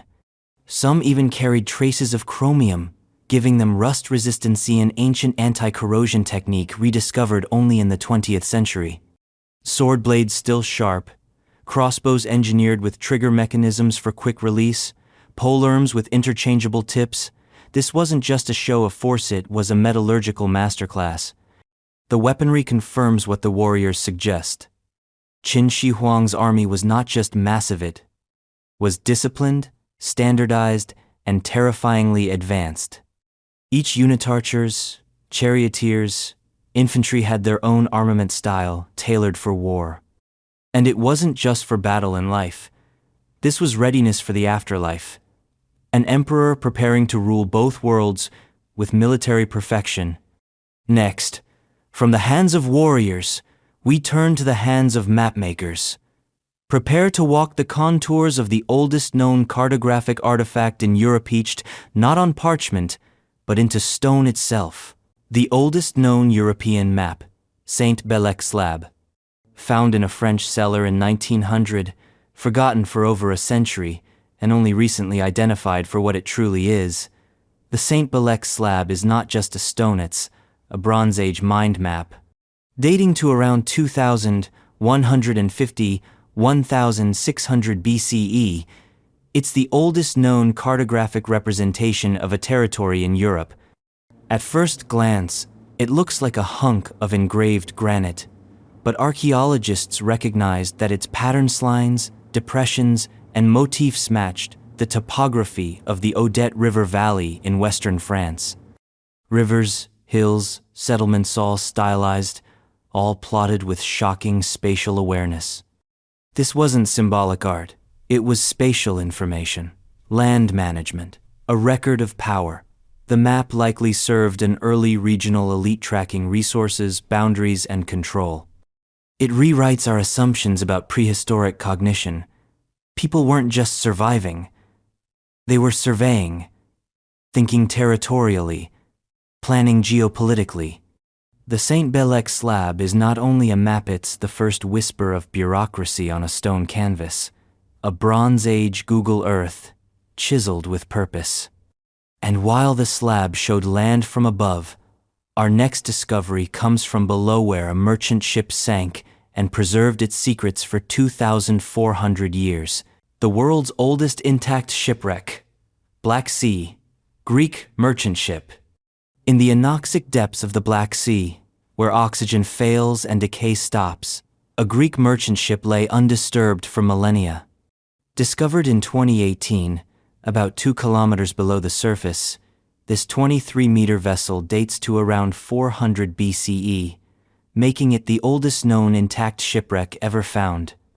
And it's pristine, the mast still upright, the rudder still in place, the hull perfectly preserved. The ship's design matches images painted on ancient Greek pottery, proving that what the Greeks drew wasn't stylized, it was real. This vessel once ferried wine, oil, and goods across the Aegean and beyond. It tells us about trade routes, hull construction, cargo packing, and ancient navigation. It's not just wood and rope, it's a floating museum. No excavation was rushed, just mapping, scanning, studying, because to disturb it is to risk destroying a time capsule sealed by salt and darkness. The Black Sea shipwreck is a ghost ship that speaks of commerce, culture, and a Mediterranean world more connected than we ever imagined. And speaking of ghost cities, we now arrive at one that was lost not to the sea, but to history itself, until spades met marble and myth became excavation. The Roman city of Tenea, Greece. Long whispered about in ancient texts, Tenea was said to be founded by Trojan prisoners of war survivors of the sack of Troy, resettled in Greece by the victors. For centuries, its existence lingered more in legend than in landscape. Then, in 2018, archaeologists struck pay dirt near the village of Chiliomodi in the Peloponnese. What they found wasn't a scattered ruin, it was a full city.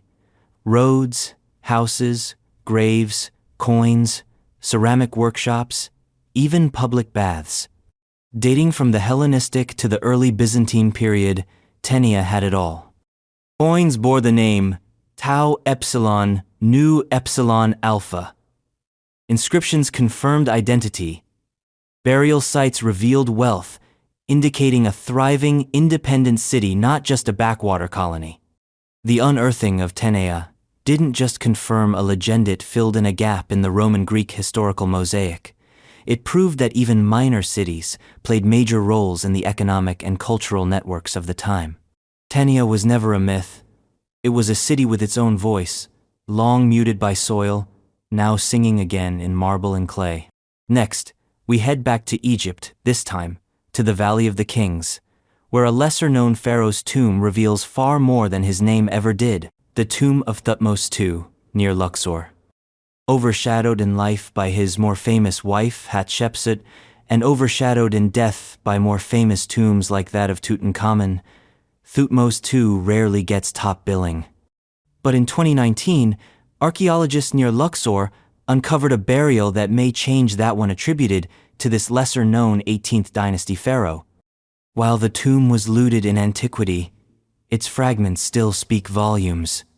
Thutmose II reigned briefly, and many scholars debate how much power he actually wielded. Some say he was more puppet than pharaoh, manipulated by court politics and overshadowed by Hatshepsut, who later declared herself pharaoh in her own right.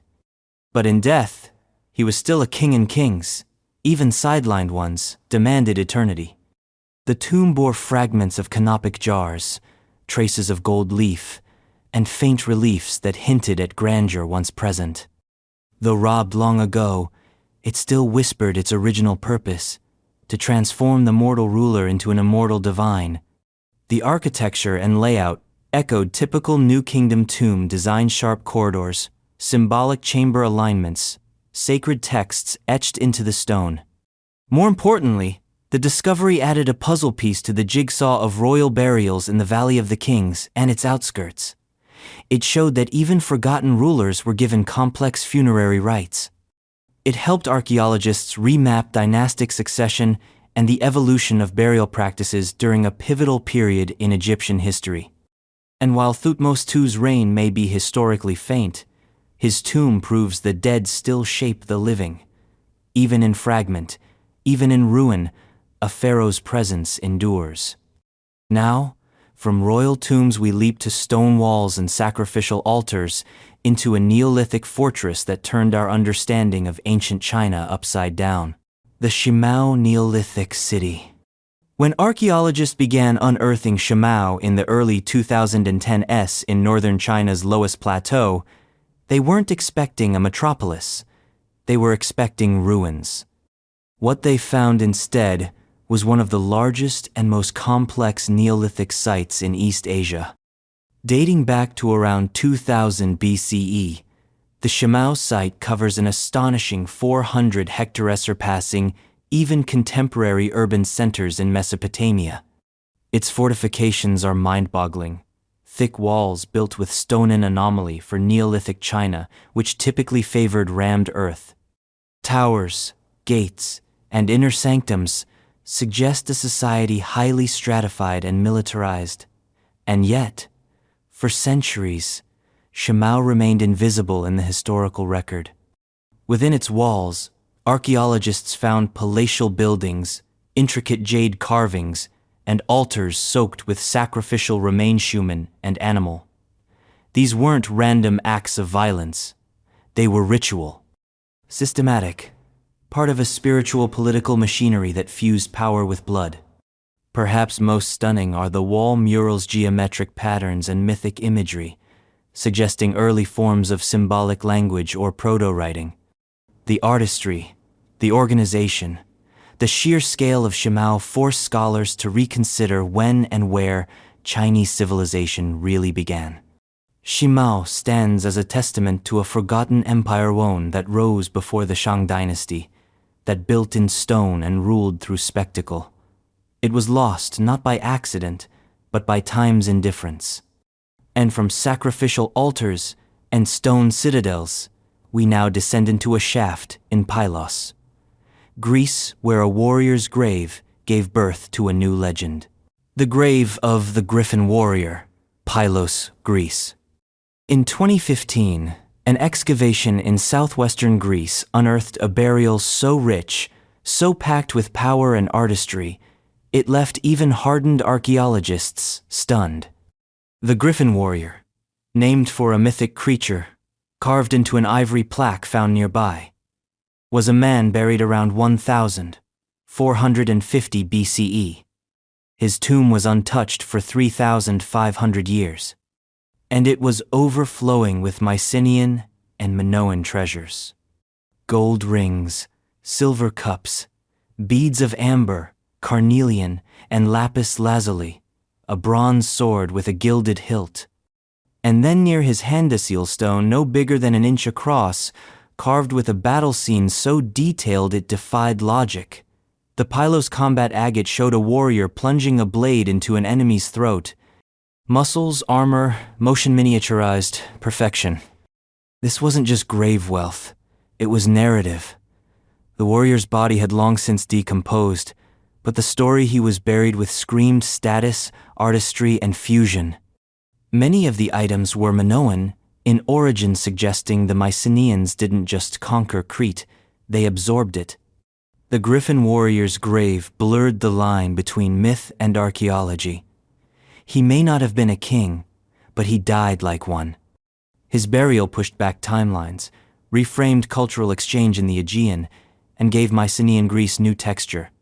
From his grave, a civilization stepped forth more clearly refined, violent, interconnected. And as our griffin sleeps beneath gold and obsidian, our next chapter shifts to ancient Egyptian chemistry, where bodies became gods and death became alchemy. The mummification workshop at Saqqara. In 2018, archaeologists made a discovery beneath the sands of Saqqara that felt like peeking behind the curtain of ancient magic. A mummification workshop.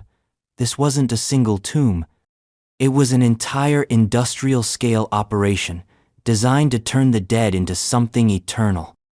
Dating back to Egypt's 26th dynasty, around the 7th century BCE, the complex featured a multi-chambered structure complete with embalming tables, chemical storage, burial shafts, and a subterranean tomb network over 100 feet deep.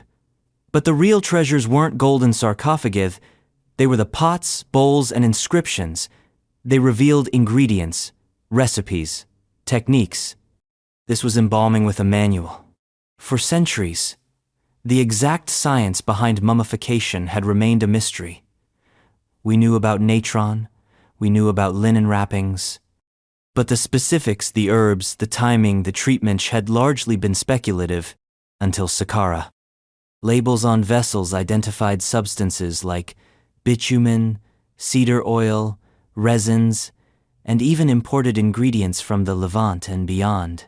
The workshop wasn't just for royalty, it catered to a range of clients. This was commercialized immortality, death personalized. What made it revolutionary wasn't just the scalade, was the intimacy. We could now see how embalmers operated, how they viewed the body, and how they sold preservation as both science and sacred rite. The dead were not discarded, they were prepared, transformed, treated with a blend of chemistry, ritual, and commerce. From this fragrant chamber of oils and incantations, we jump centuries and latitudesto the wind-swept shores of North America, where Viking footsteps rewrite the first chapter of colonial contact. L'Anse aux Meadows. Before Columbus, before the Mayflower, before Jamestown, there were Norsemen sailing west from Greenland, searching not for conquest, but for timber, trade, and exploration. Their destination? A narrow spit of land at the tip of Newfoundland, L'Anse aux Meadows. Discovered in the 1960s by Helge and Anne Stein Ingstad, the site revealed unmistakable evidence of a Viking settlement dating to around 1000 CE, turf-walled buildings, iron-working tools, a forge, remains of boat repair facilities. This wasn't myth, it was Vinland, in the flesh. The sagas told of Leif Erikson and his voyages to a rich, forested land across the sea. For centuries, these tales were dismissed as Norse folklore. L'Anse aux Meadows changed that overnight. It confirmed that Norse explorers reached North America nearly 500 years before Columbus and left behind proof. But this wasn't a colony. It was temporary, strategic. The layout suggested a seasonal outpost used for ship repair, material gathering, and maybe exploratory staging. There were no farms. No fortresses, just a footprint brief but undeniable. It redefined early transatlantic contact. It showed that the Americas weren't discovered in one triumphant voyage, but encountered in waves. And that even the most legendary sagas could leave real, iron-bound echoes in the earth. From seafaring Norse to pyramid builders in the sands, we now move to Giza, where the most enduring myth of all is being rewritten by bones, bread, and grave goods. The skilled laborer graves at Giza. For generations, the popular image of the Great Pyramid's construction was built on slavery, sweating multitudes whipped into stacking stone under divine tyranny. Then came the laborers' graves. Discovered near the pyramids in the 1990s and further excavated into the 2000s, these burial sites weren't for slaves. They were for worker-skilled artisans and labor crews who helped build the pharaonic tombs, and they were buried with honor. Skeletons showed signs of heavy labor spinal stress, bone fractures, healed injuries, but they also revealed good nutrition. Meat, bread, beer. These weren't starved prisoners. They were state-supported teams, possibly rotating in and out from rural villages. Even their burial orientation matched respect, heads facing west toward the realm of the dead. Inscriptions name some of them. Friends of Khufu, not slaves, crew members. Grave goods included pottery, tools, amulets suggesting that these men, and some women, had status. Their work wasn't anonymous. It was part of a sacred civic duty. The narrative changed. The pyramids were no longer just symbols of oppression. They were public works on a cosmic scale. The builders weren't whipped masses, but citizens with pride and divine purpose. And next, we step into a land even older where fossilized footprints stretch across the New World, challenging the very timeline of human migration into the Americas. The White Sands fossil footprints. In the vast gypsum sands of what is now New Mexico, ghostly footprints stretch across an ancient lakebed silent testimonies to a time when the first Americans weren't just surviving, they were walking with purpose. Discovered at White Sands National Park, these fossilized prints date back at least 21,000 years, pushing back human presence in North America by several millennia. These aren't just random impressions. They're patterns, trails, stories. Some are of children, slipping in the mud, their little feet dragging. Some show adults carrying loads, possibly other children. One set of footprints even runs alongside those of a giant sloth, suggesting a stalking, a chase, or perhaps just a moment of mutual awareness. Preserved in layers of sediment, the footprints have been radiocarbon dated using seeds and plant matter trapped in the same strata. The result is clear and devastating to old theories. Humans were here long before the ice sheets fully melted, long before the Clovis first model of migration took hold. These footprints turned migration theory into a forensic crime scene. No longer was early American settlement confined to 13,000 years ago via the Bering Land Bridge. Now, we see a different picture of earlier arrivals, more diverse routes, and much older stories. White Sands doesn't just record where people walked. It reveals how they walked hurried, burdened, moving with intention. A reminder that the footprints we leave are often more telling than the words we forget to write. From these ancient strides across a muddy plain, we now step into the past of a desert that was once a sea where swimmers painted the walls of Sahara rock, not for beauty, but for memory. The Cave of the Swimmers, Sahara Desert. In the barren reaches of Egypt's southwestern Gilf Kebir Plateau lies a cave that should not exist. The Cave of the Swimmers, discovered in 1933, features Neolithic rock art that defies its environment. Human figures, drawn with elegant simplicity, are shown floating, gliding, or swimming across the walls. But this is the Sahara bone dry, unforgiving, lifeless. How could people have been swimming here? The answer lies in climate history. Around 8,000 years ago, the Sahara was not a desert. It was lush, green, and teeming with life. The African humid period turned arid wastelands into savannas, lakes, and rivers. The people who lived there recorded what they saw, possibly what they Cherashidon cave walls. The swimmers are painted alongside wild animals, cattle, and geometric patterns. Some appear ghostly, others jubilant. Were they literal depictions? Mythical visions? Shamanic dreams? We don't know, but the consistency suggests a culture of observation and interpretation. A people tuned into both nature and narrative. The Cave of the Swimmers tells two stories, one of prehistoric climate change and one of human adaptation. It collapses the border between art and record, between landscape and mindscape. And in popular culture, It even inspired fiction serving as a key motif in The English Patient. But beyond the films, the cave's message is stark. The Sahara was once a cradle, not a crypt.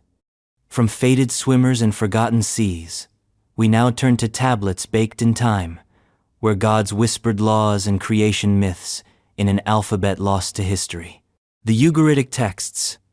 In the ancient city of Ugarit, modern-day Ras Shamra, in Syria, excavations in the 1920s revealed one of archaeology's richest literary caches, the Ugaritic texts.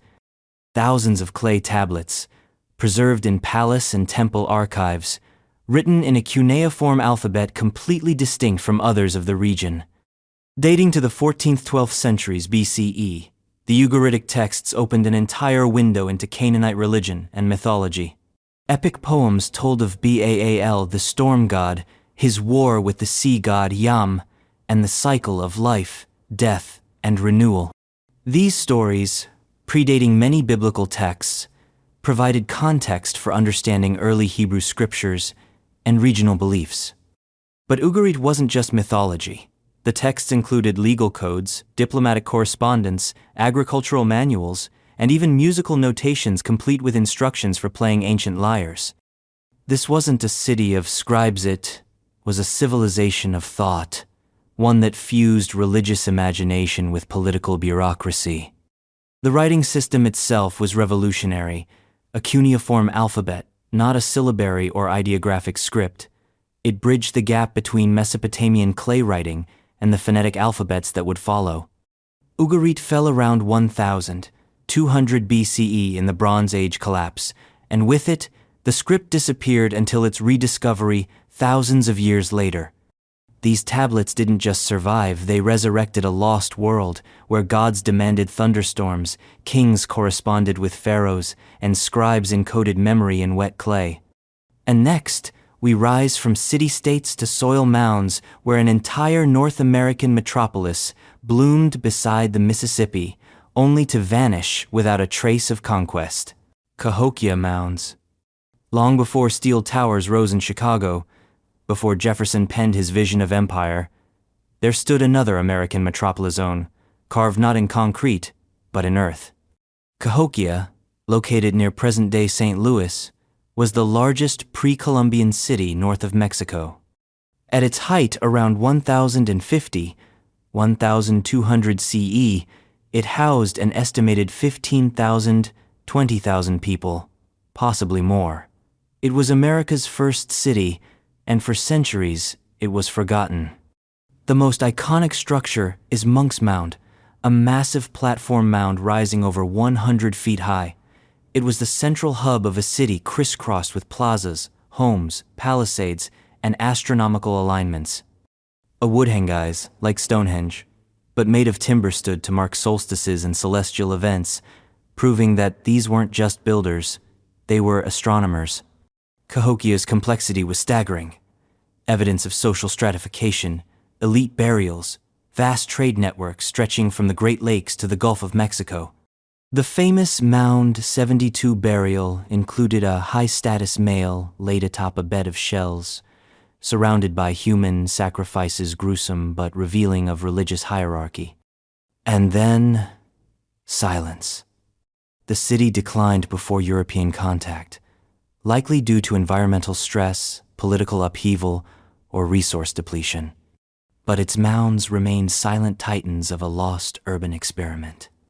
Cahokia rewrites the myth that complex societies didn't exist in North America before European arrival. It shows that cities rise and fall not just by conquest, but by climate, culture, and circumstance. From a city of mounds and moons, we now turn to two ancient empires, locked in negotiation etched into stone, not with war, but with a promise of peace. The Treaty of Kadesh. War brought them together. Peace made them immortal. The Treaty of Kadesh, signed around 1259 BCE between Ramses II of Egypt and Hattusili III of the Hittite Empire, is the world's earliest known surviving peace treaty, and it's more than just a ceasefire. It's a declaration of shared power, chiseled in duplicate. The backstory. Egypt and the Hittites clashed in the legendary Battle of Kadesh. Chariots thundered. Spears flew. The result? A bloody draw. Both sides claimed victory. But behind the bravado came exhaustion. Trade routes were fragile. Rebellions brewed. They needed stability, not endless battle. The treaty was written in both Egyptian hieroglyphs and Akkadian cuneiform, the diplomatic language of the age. The two versions were found separately, one in Egypt, the other in Hattusa. Despite translation differences, the intent was clear: mutual defense, prisoner exchange, and alliance through marriage. Ramses even took a Hittite princess as queen. Unlike modern treaties, it invoked gods as guarantors. Divine witnesses were called upon to curse violators. It wasn't just loat, was oath, myth, and magic in political form. Today, a copy of the Treaty of Kadesh hangs on the wall of the United Nations headquarters, a reminder that diplomacy is as old as conflict, and sometimes the pen really does outlive the sword. And now, with diplomacy as our compass, we follow ancient footsteps to a legendary Namawan archaeologists believe they've found in the soil of Anatolia, linking fantasy with foundation. Wilusa identified with Troy. For centuries, Troy was a puzzle. Was Homer writing history or high fantasy? Then came Wilusa. Wilusa appears in Hittite diplomatic texts as a city in western Anatolia lined with a local king named Alexandru. Scholars drew connections. Wilusa sounds like Ilios, one of Troy's ancient names. Alexandru echoes Alexandros Paris of Troy. Suddenly, myth had coordinates. This wasn't just speculative etymology. The city of Hisarlik, already excavated by Schliemann and others, matched both the geography and the chronology. When cross-referenced with Hittite records, a compelling theory emerged. Troy was real, and the Trojan War may have been rooted in real political tensions between Mycenaean Greeks and Anatolian powers. The Hittite texts spoke of treaties, territorial disputes, and proxy conflicts involving Wilusa. There was no mention of a wooden horse or divine meddling, but there was the raw material of war, land, pride, ambition.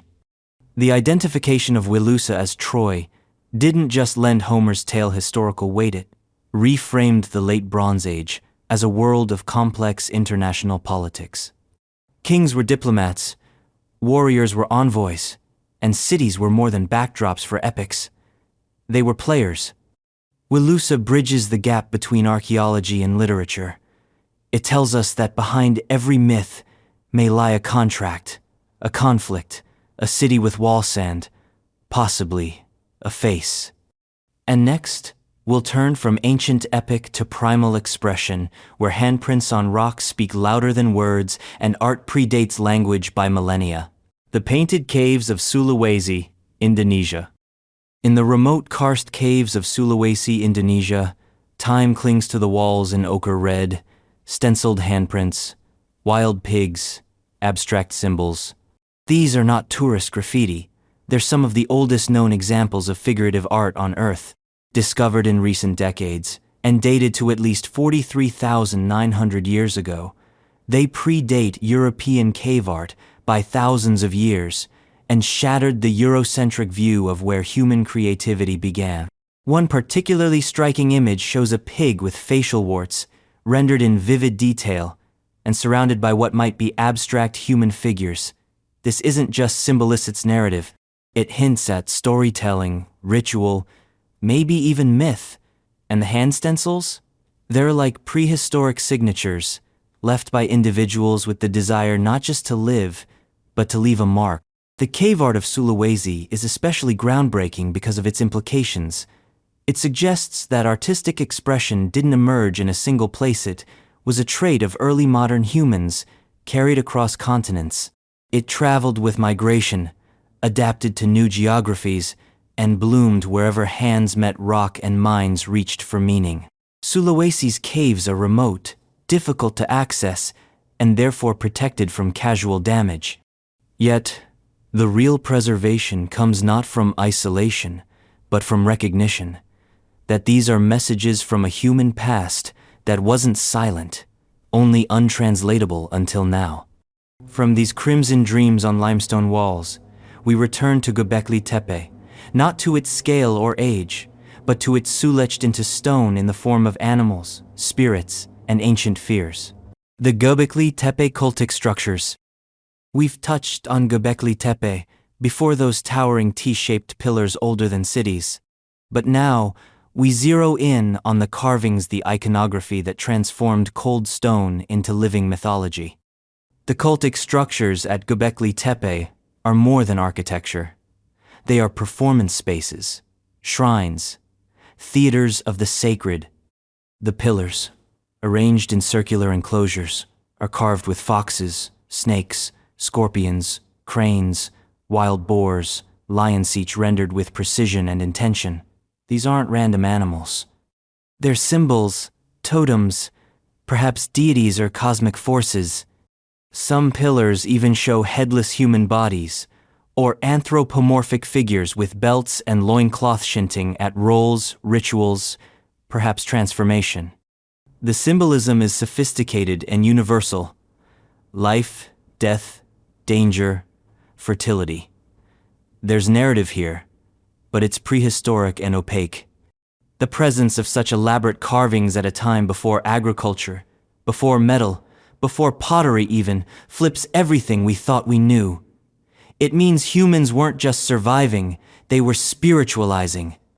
They were investing vast energy into symbolism and ceremony, not just shelter and food. Göbekli Tepe's cultic structures speak to a kind of ideological revolution, a shift from scattered bands to shared belief, from mobile tribes to sacred centers. It tells us that before we farmed, we gathered for gods. And from gods etched in limestone, we travel back into the heart of early urban living beneath the floorboards, where bones whisper of domestic rituals and the dead rested underfoot. The Çatalhöyük burials. In the Neolithic proto-city of Çatalhöyük, the dead were not buried in graveyards. They were buried at home beneath sleeping mats, hearths, and family spaces. This wasn't just practicality. It was belief made architecture, foundational, literally. Dating back over 9,000 years, Çatalhöyük reveals a world where walls bled ritual and roofs formed roads.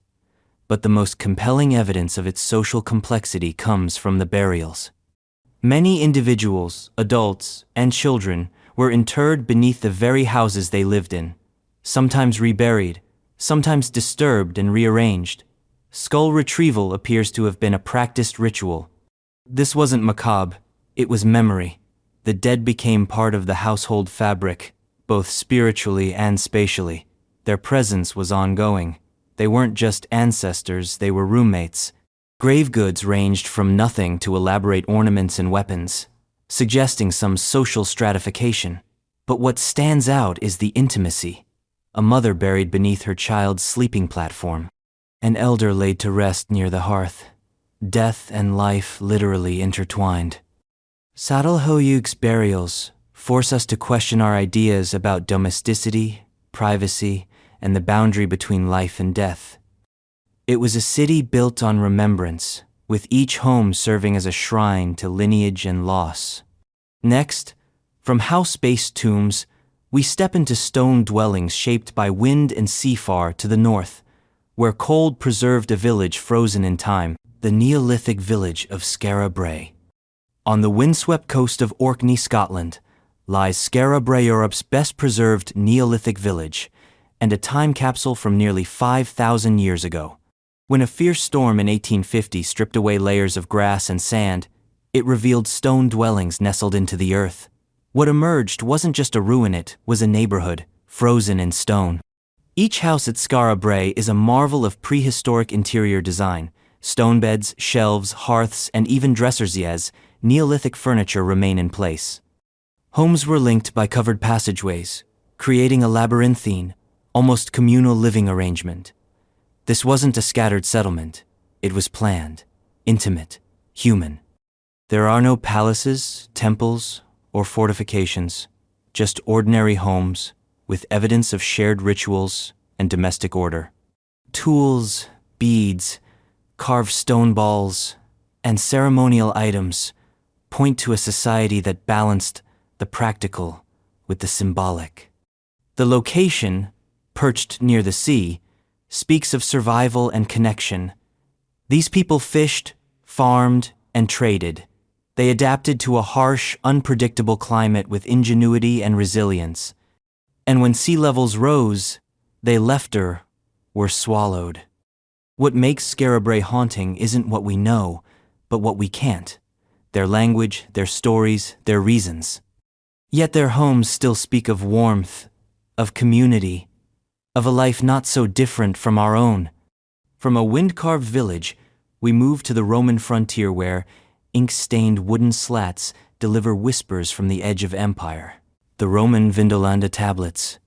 At the northern edge of the Roman world, near Hadrian's Wall, sat the garrison of Vindolanda. But it wasn't stone walls or rusted swords that made this site legendary, it was the trash. Specifically, the trash heaps that yielded hundreds of thin wooden tablets, letters, lists, invites, insults, Rome, in cursive. Dated to the late 1st and early 2nd centuries CE, the Vindolanda tablets are the oldest surviving handwritten documents in Britain. They were preserved not in libraries, but in oxygen-deprived mud. And they weren't grand proclamations. They were everyday correspondence. Soldiers requesting more socks, inventory lists, a birthday party invitation between elite women, one officer's wife casually complaining about the cold. These slivers of birch and oak capture Roman life from the ground up. They reveal a frontier society not just of warriors, but of families, merchants, and administrators. Multilingual, multicultural, and surprisingly mundane. It wasn't all spears and strategy. It was logistics, laundry, and loneliness.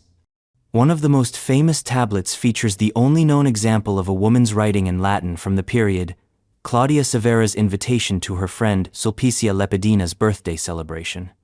Ink and affection, carried across centuries. The Vindolanda tablets transformed how we understand Roman occupation, not as rigid military dominance, but as an everyday imperial rhythm written in smudged ink by cold hands. From scrolls in mud, we descend into gold-filled tombs, where a king's bones gleam beside weapons and wreaths buried in the birthplace of an empire. The royal cemeteries of Vergina, Aigai. In northern Greece, beneath the quiet village of Vergina, archaeologists in the late 1970s uncovered a burial fit for legends, a tumulus hiding the tombs of Macedonian royalty. One tumbuntocht, and opulent was identified as belonging to Philip II of Macedon, father of Alexander the Great. It wasn't just a burial, it was a declaration of dynastic immortality. The tombs of Vergina, part of the ancient city of Aigai, contained gilded armor, silver vessels, weaponry, and a golden larnax bearing the 16-rayed star later adopted by Alexander as a royal emblem. Inside it, cremated remains. Alongside them, a golden oak wreath of astonishing craftsmanship. The walls of the tomb were painted with frescoes mythological hunts, heroic scenes testifying to Macedonian cultural richness. This wasn't a fringe kingdom. This was a rising force, steeped in art, power, and ambition. Philip's burial was theatrical, rich in symbolism. He was a conqueror, a builder, a polygamist, and a visionary. His tomb reflected all of it. More than mere treasure, it was a message. This dynasty would not fade quietly. And indeed, it didn't. His son carved a path across the known world, and Philip's legacy marched behind him. From a tomb blazing with gold, we rise again to marble temples and divine proportions where Athena watched over an empire in its prime. The Parthenon. It wasn't just a temple, it was a statement. Built atop the Acropolis in Athens during the 5th century BCE, the Parthenon stood as the crown jewel of classical Greek civilization. Commissioned by Pericles and designed by architects Ictinus and Callicrates, with the sculptor Phidias overseeing its decoration, this marble marvel was dedicated to Athena Parthenos, the virgin goddess of wisdom and war. From a distance, the Parthenon appears perfectly symmetrical, but look closer and you find illusion. The columns bulge slightly and to correct optical distortion. The platform curves gently. The corners lean in just enough. Every detail was calculated, every deviation intentional. It's architectural, sleight of hand, on a massive scale. Inside, it once housed a towering chryselephantine statue of Athena gold and ivory brilliance, long since lost. Its sculpted friezes, now fragmented between Athens and London, depicted scenes of myth and civic pride, the Panathenaic procession, gods in repose, centaurs grappling with lapiths. But the Parthenon wasn't only religious, it was political. It symbolized Athenian power, wealth, and ideology.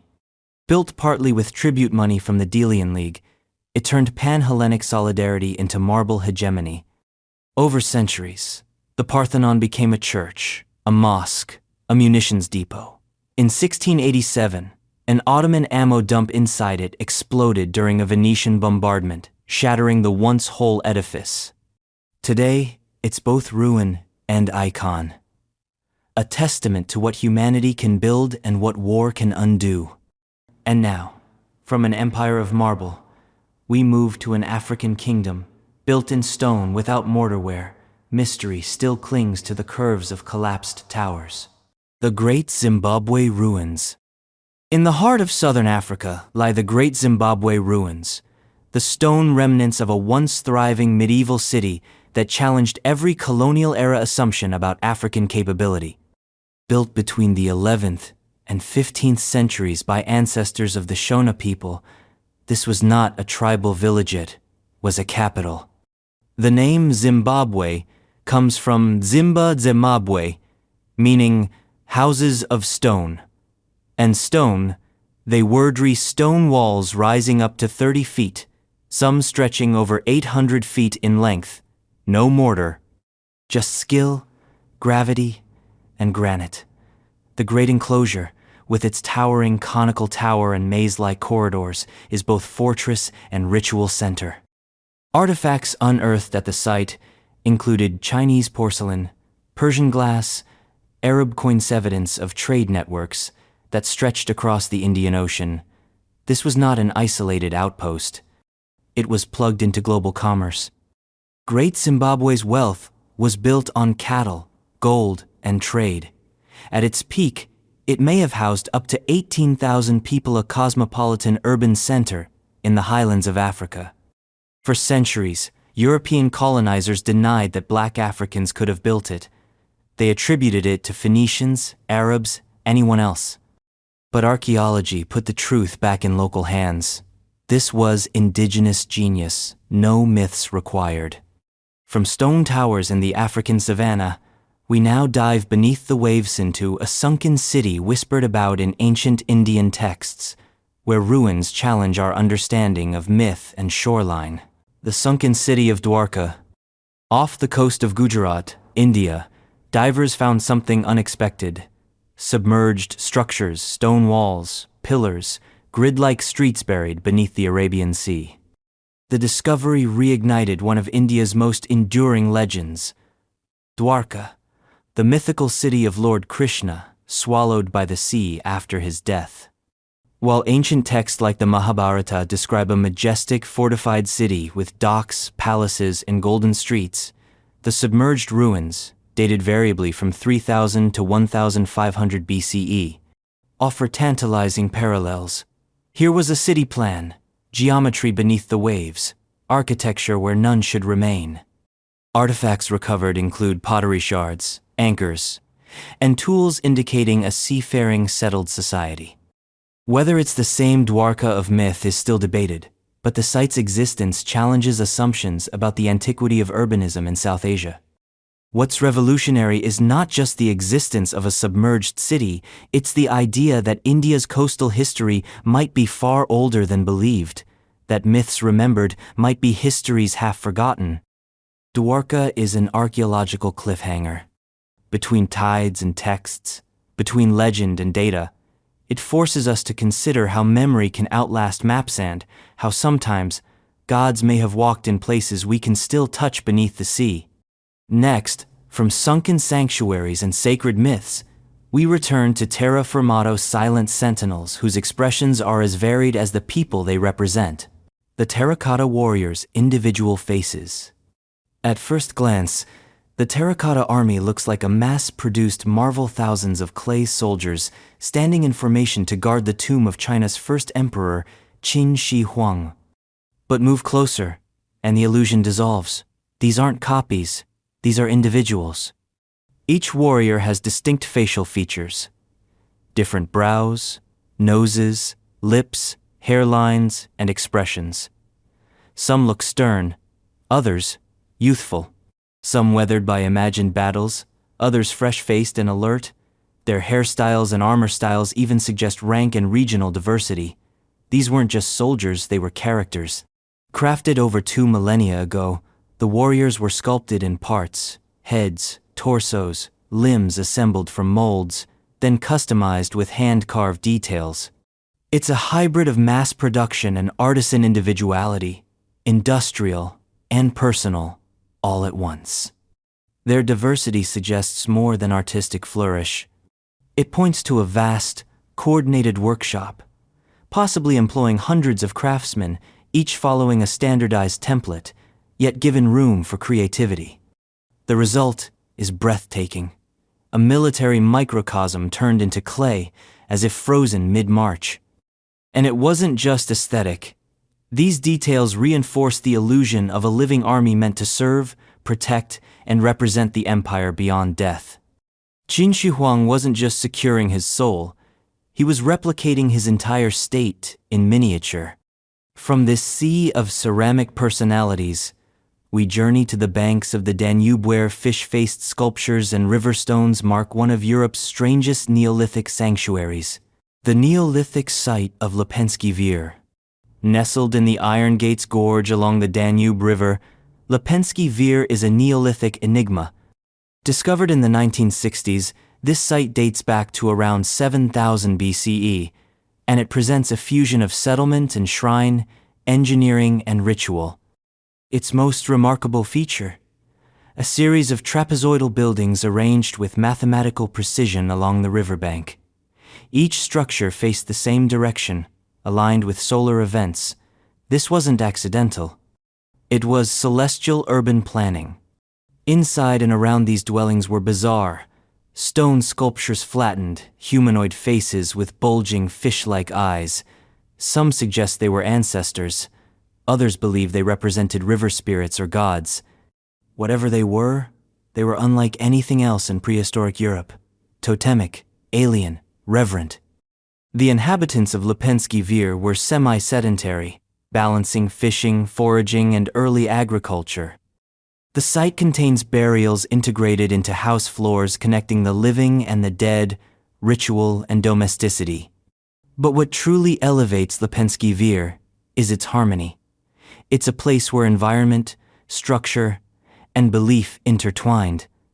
The Danube wasn't just a food source, it was sacred. The homes weren't just shelter, they were symbols. The sculptures weren't decoration, they were devotion. From the fish gods of the Balkans, we leap forward to a sunken galleon, perfectly preserved and practically intact in underwater sarcophagus for one nation's naval pride, the wreck of the Vasa. In 1628, Sweden launched the Vasa, a warship built to be the pride of its navy. It was ornate, top-heavy, and overloaded with firepower.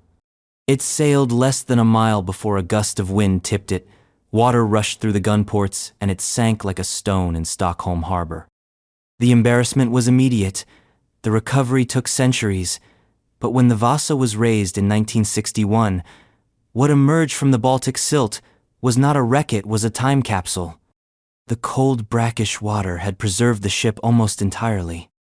Over 95% of its original structure was intact, along with hundreds of artifacts, clothing, tools, weapons, even the remains of crew members frozen in their final tasks. The ship was stunning. Carvings covered its stern lions, emperors, biblical scenes. It wasn't just a war machine, it was propaganda on water, an attempt to intimidate with beauty. But the Vasa's failure is what makes it immortal. It showed the dangers of ambition over engineering, aesthetics over stability. Historians have since pored over its remains to reconstruct 17th century naval design, shipboard life, and Sweden's imperial ambitions. Now housed in a purpose-built museum in Stockholm, the Vasa draws millions not because it conquered, but because it sank. In its failure, it became one of history's most successful archaeological finds. And next, we resurface not from water, but from ashen to the dreamlike colors of a vanished island where bulls danced across walls and myths flickered in pigment. The Minoan frescoes from Akrotiri. Before Pompeii, there was Akrotiri Minoan city on the volcanic island of Thera, today's Santorini, buried in ash around 1600 BCE, and like Pompeii, it was preserved in eerie stillness.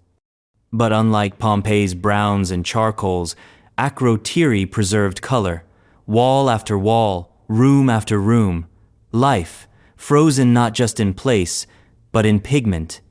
The frescoes are stunning.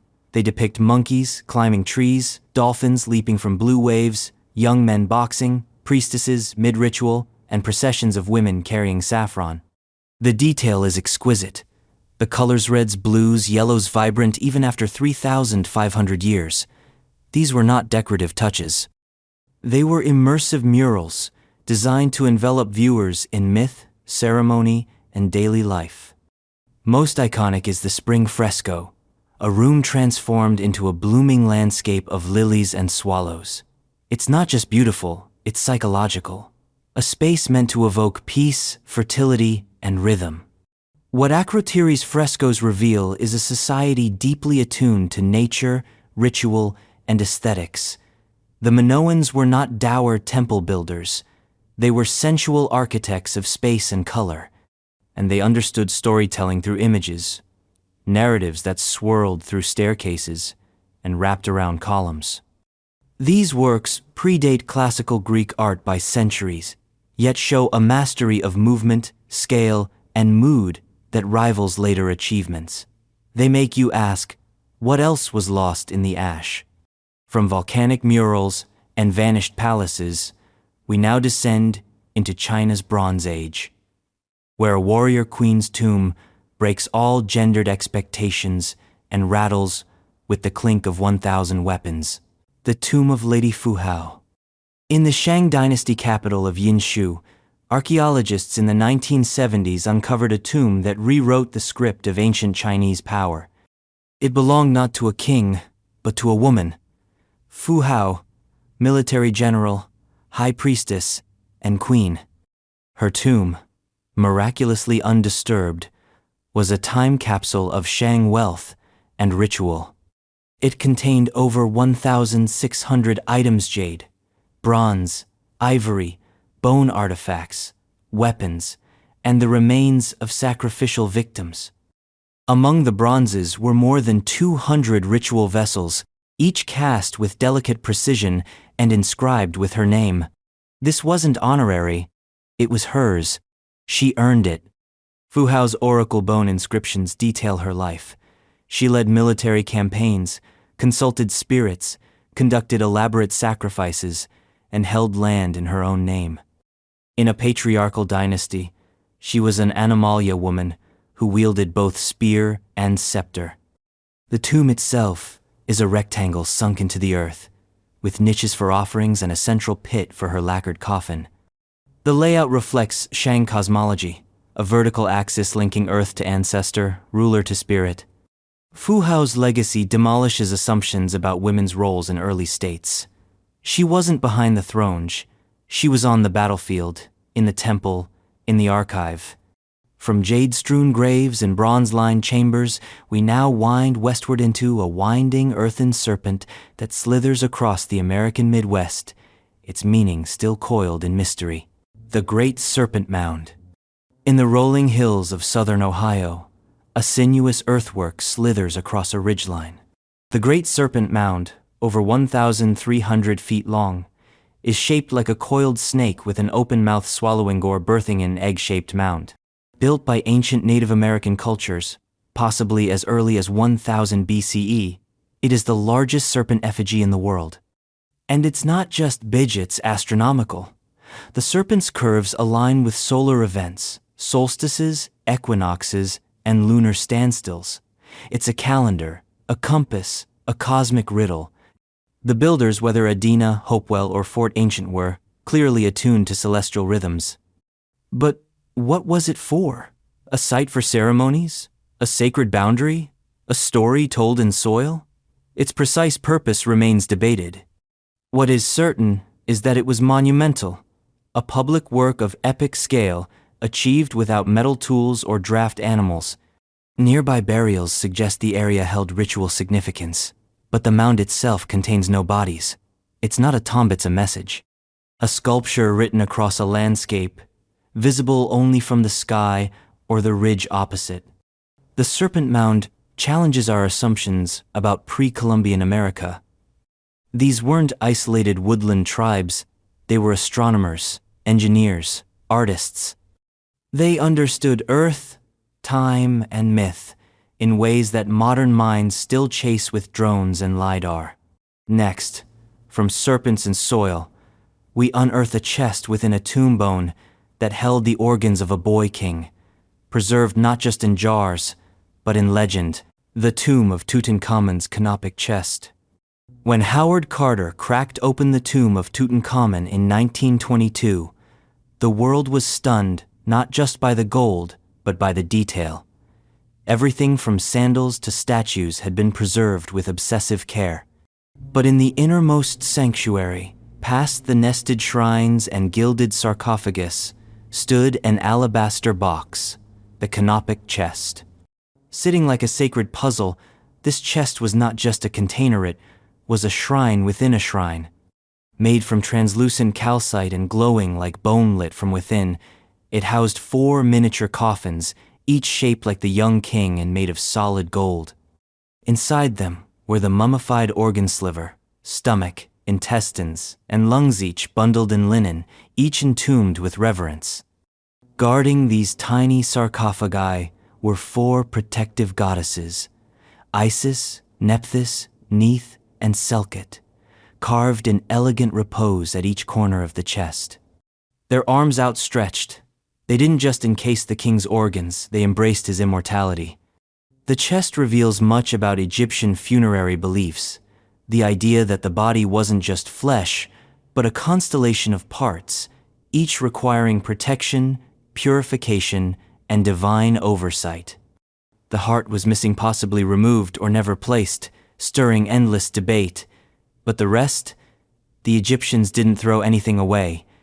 They curated eternity.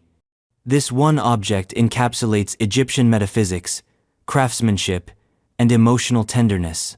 It wasn't just treasure, it was theology. And now, from the alabaster box of a boy king, we lift our eyes to the heavens etched into bronze in the forests of Germany, where constellations were once carved by hand. The Nebra sky disk. Found buried beneath a forest floor in Saxony-Anhalt, Germany, the Nebra sky disk looked like something out of a fantasy novel. A greenish bronze plate, about 30 centimeters across, with gold inlays depicting a sun or full moon, a crescent, and a scattering of stars, including a clear cluster identified as the Pleiades. Dated to around 1600 BCE, this Bronze Age artifact may be the oldest known concrete depiction of celestial phenomena. And it didn't come alone. Associated finds included swords, axes, and bracelets, suggesting it was buried deliberately, perhaps ritually. The disc wasn't just decorative. Its golden arcs on the sides marked the angles of sunrise and sunset at solstices. One arc even lines up with the horizon points at the Brocken Peak, over 80 kilometers away. This was a tool, a portable observatory, a divine interface. The Nebra sky disk rewrote the timeline for European astronomy.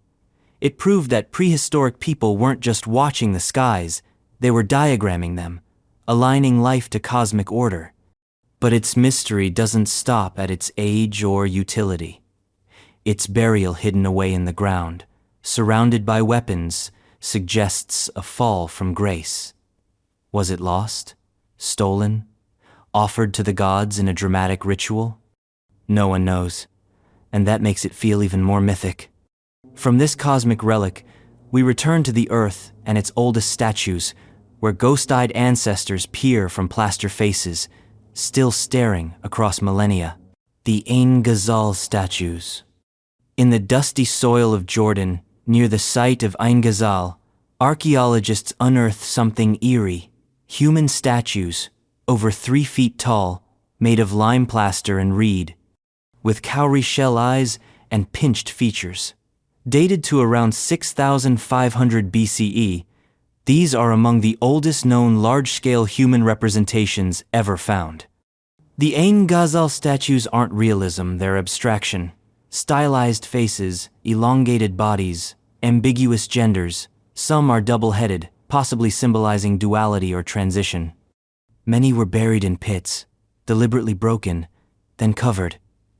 This wasn't trash, it was ritual deposition. They weren't scattered randomly either. Their arrangement and burial suggest coordinated ceremonies. They may have represented ancestors, spirits, or mythological figures. They may have served in rituals that blurred the line between living memory and sacred narrative. What's most striking is the psychological intensity. The eyes oversized, blackened, haunting seem to demand recognition. These figures weren't for decoration. They were meant to be seen, or feared, or obeyed. Their creation required community effort. Lime plaster doesn't come easy. It requires burning limestone at high temperatures, then shaping it before it hardens. This was collaborative, skilled work for symbolic ends. The Ain Ghazal statues tell us that before cities, before kings, before writing, there was theater. There were ancestors. There were faces in the dark. Next, from plaster giants to colonial footprints, we cross oceans to the swamps of early America, where a starving colony left behind bones, bullets, and broken dreams. The Jamestown settlement. Beneath the Virginia soil, beneath layers of time and national myth, lies the brutal truth of America's first permanent English colony, Jamestown. Founded in 1607, it wasn't a shining city on a hillet, was a desperate outpost in a swamp, and for centuries, the exact location of the original fort was lost to time. Then, in the mid-1990s, archaeologists found it. Since then, excavations have revealed a story not of triumph, but of survival. The skeletal remains of men, women, and children, some showing signs of malnutrition, disease, and even cannibalism. Artifacts of English manufacture sit beside Native American pottery. Musket balls, surgical tools, crucifixes, dice, a melting pot of hope and horror. Jamestown was built on shaky ground, both literally and diplomatically. The colonists struggled with famine, conflict with the Powhatan Confederacy, and internal chaos. The starving time of 1,609, 1,610 reduced the population from hundreds to dozens.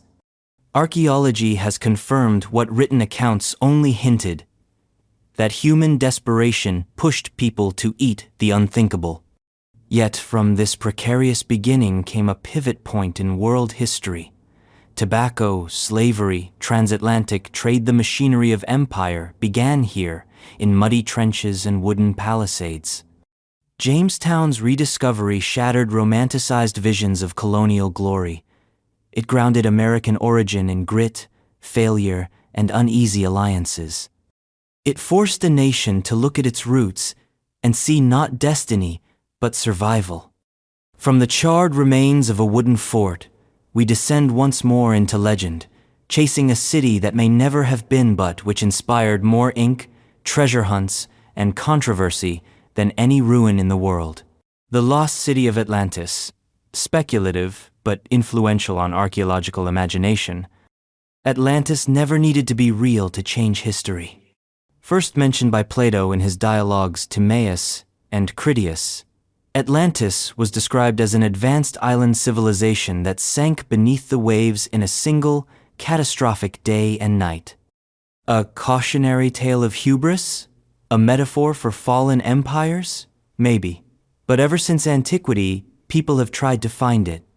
Over the centuries, Atlantis has been discovered everywhere. In the Mediterranean, off the coast of Spain, in the Caribbean, under Antarctic ice. None of these have yielded proof. Yet the search continues. Not because Atlantis is plausible, but because it's powerful. The myth galvanized early archaeology. In the 19th century, amateur adventurers and colonial-era scholars alike treated Plato's tale as a roadmap. Schliemann's excavation of Troy was inspired in part by the belief that myth could reveal history. And as Troy became real, people asked, could Atlantis be next? More than a place, Atlantis became a genre. It fed conspiracy theories, pseudo-history, and entire pop culture industries. From esoteric writings to underwater documentaries, from Indiana Jones to Aquaman, Atlantis remains a symbol of lost knowledge, hidden power, and forbidden technology. The myth endures because it taps into something primal, the fear of collapse, the dream of paradise, the hope that somewhere, buried beneath our failures, lies a second chance.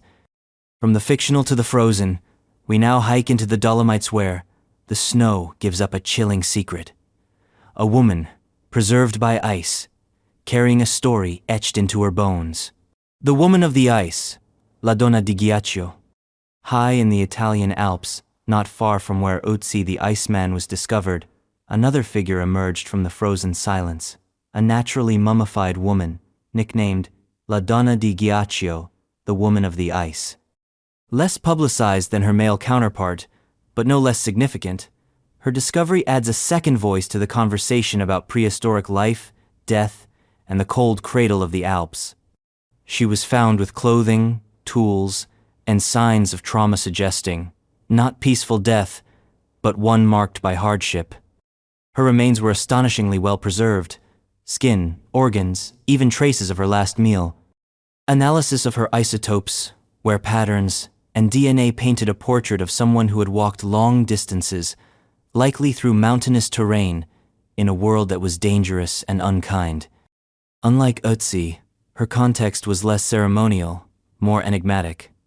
Was she fleeing something? Was she a victim of violence? Or caught by surprise in a storm? Her belongings, fragments of woven cloth, a flint blade, remnants of leather hint at both utility and culture. She wasn't nameless. She wasn't forgotten. She was just frozen in time. Her discovery adds depth to the human story told by alpine archaeology.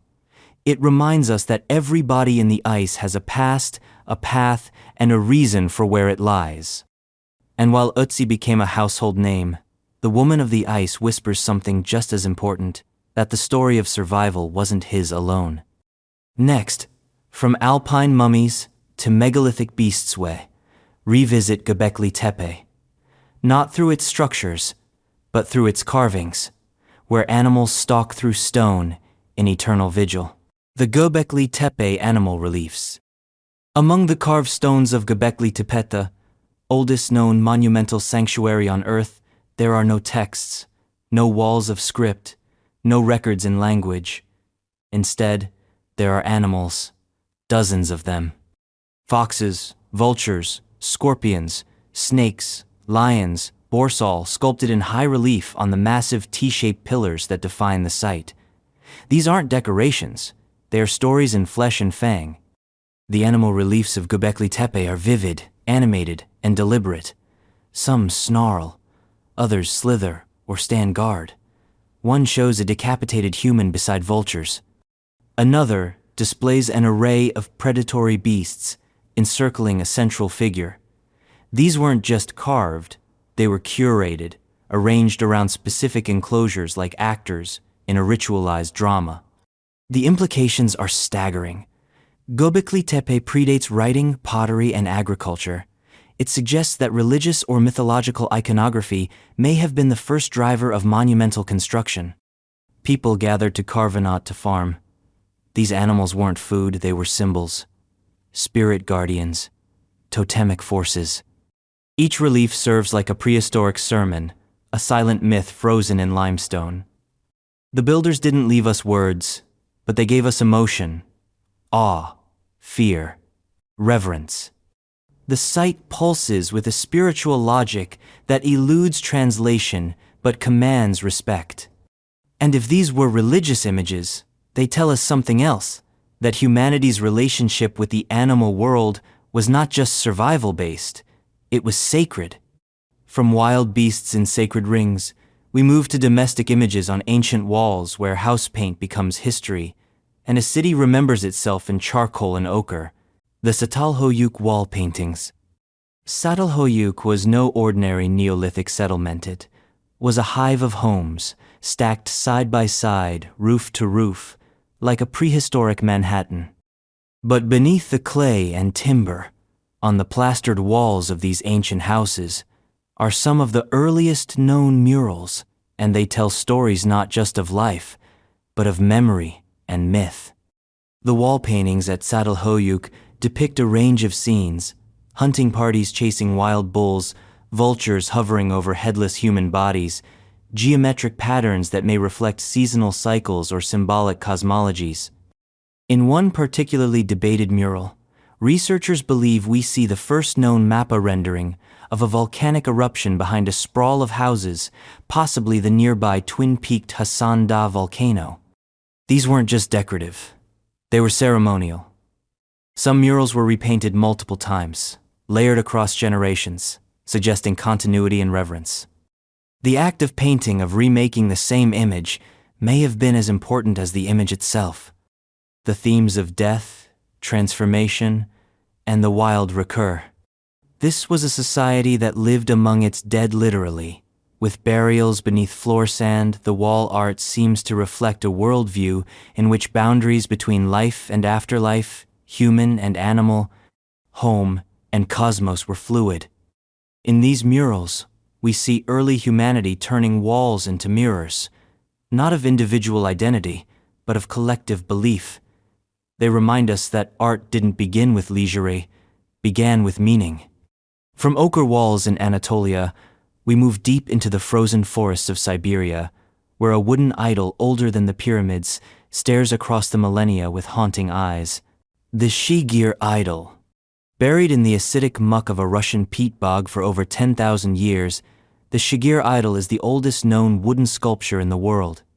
It stands over 9 feet tall, originally even taller, and it's covered in geometric carving zigzags, chevrons, and abstract faces stacked like ancestral masks. Radiocarbon dating places it around 7,500 BCE, more ancient than Stonehenge, the pyramids, even most known megaliths. Carved from larch using stone tools, the idol's survival is a miracle of preservation. Most wooden artifacts from this age have long since rotted. But this one endured, darkened by time, hardened by mud, and marked by meaning that archaeologists are still trying to decode. The Shigir idol is strange not because it's old, but because it's sophisticated. It suggests symbolic thinking, spiritual life, and artistic tradition at a time when humans were still considered primitive. Some interpretations suggest it depicts mythological beings, spirits, or perhaps a cosmological hierarchy: earth, sky, underworld, rendered in wood. Its faces are not lifelike. They're schematic, stylized. They don't tell a story, they embody one. It may have stood in a shrine, a gathering space, a forest clearing, a totem, a warning, a god. Its discovery forced a rethinking of Mesolithic Europe. The people who made it were not simple foragers. They were carvers of myth, guardians of memory, builders of metaphysical monuments in materials that almost never survive.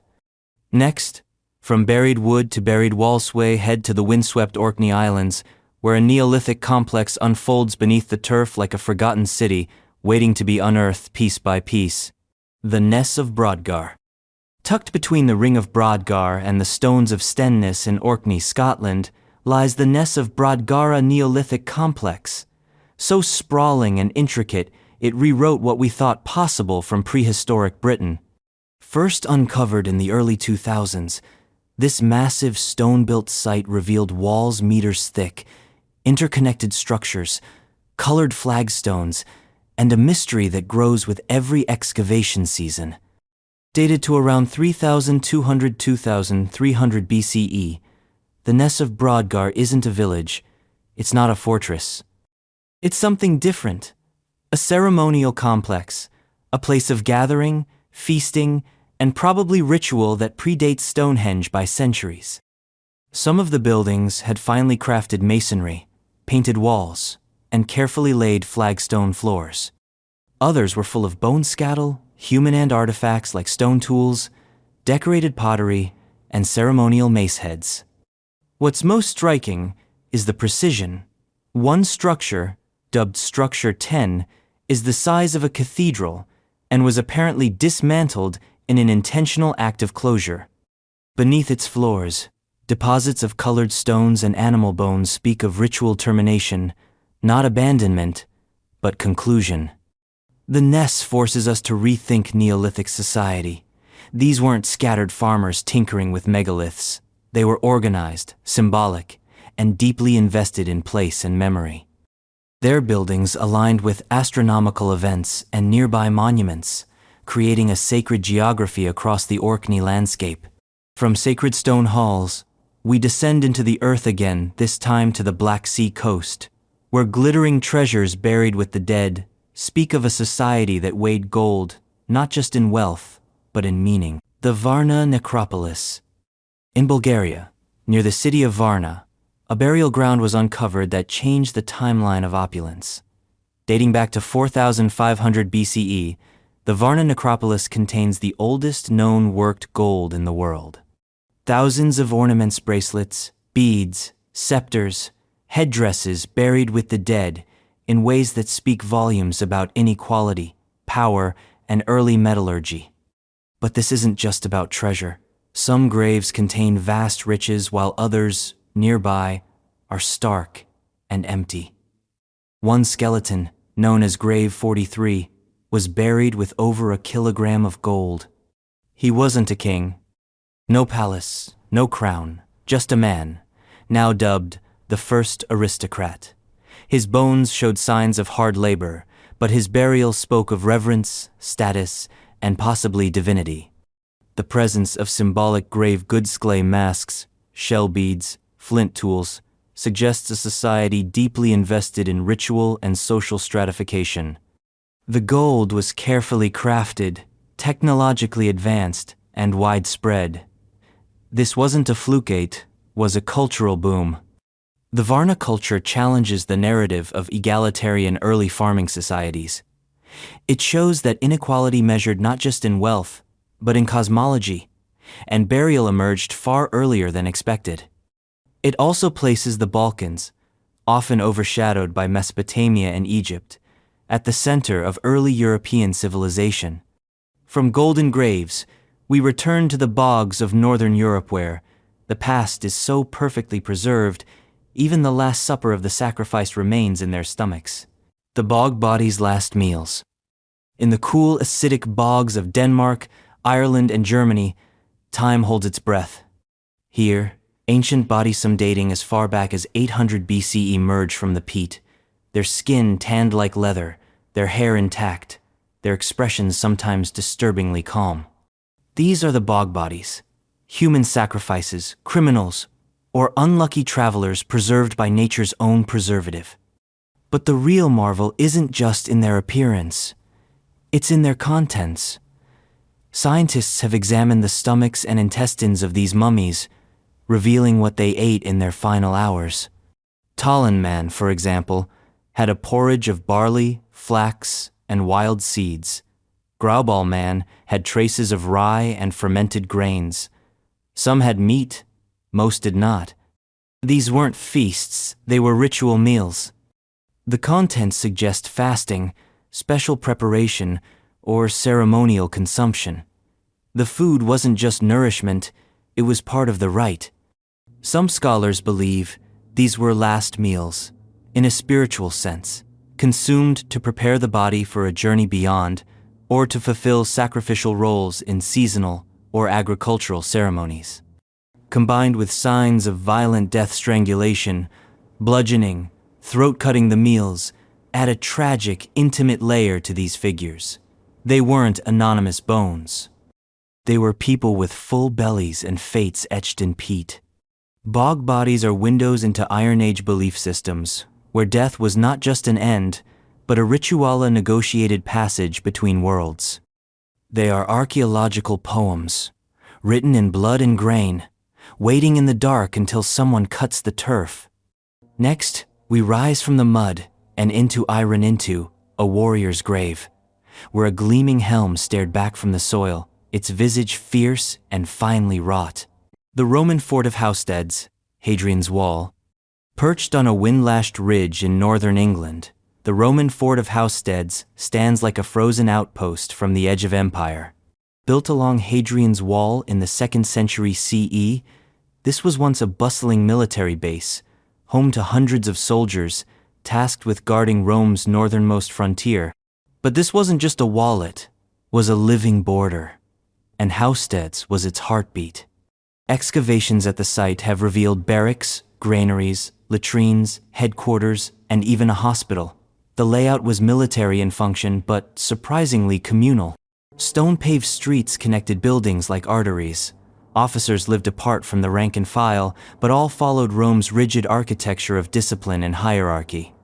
Yet, the most revealing finds weren't buildings. They were scraps, tablets, shoes, combs, dice, and graffiti scratched into the stone. These remnants whisper of lives lived in routine and rebellion. One graffiti fragment reads, "Secundus had enough," a sentiment that might transcend time. Housesteads also shows how Rome integrated with local culture. While the soldiers were not Romans by birth, many came from Gaul, Syria, or the Balkans. They brought with them rituals, deities, and trade that turned the wall into more than a barrier. It became a bridge of ideas and supplies. And when the empire began to retract, Housesteads faded not suddenly, but slowly. Abandonment left it eerily intact, a shell of imperial ambition hardened into stone.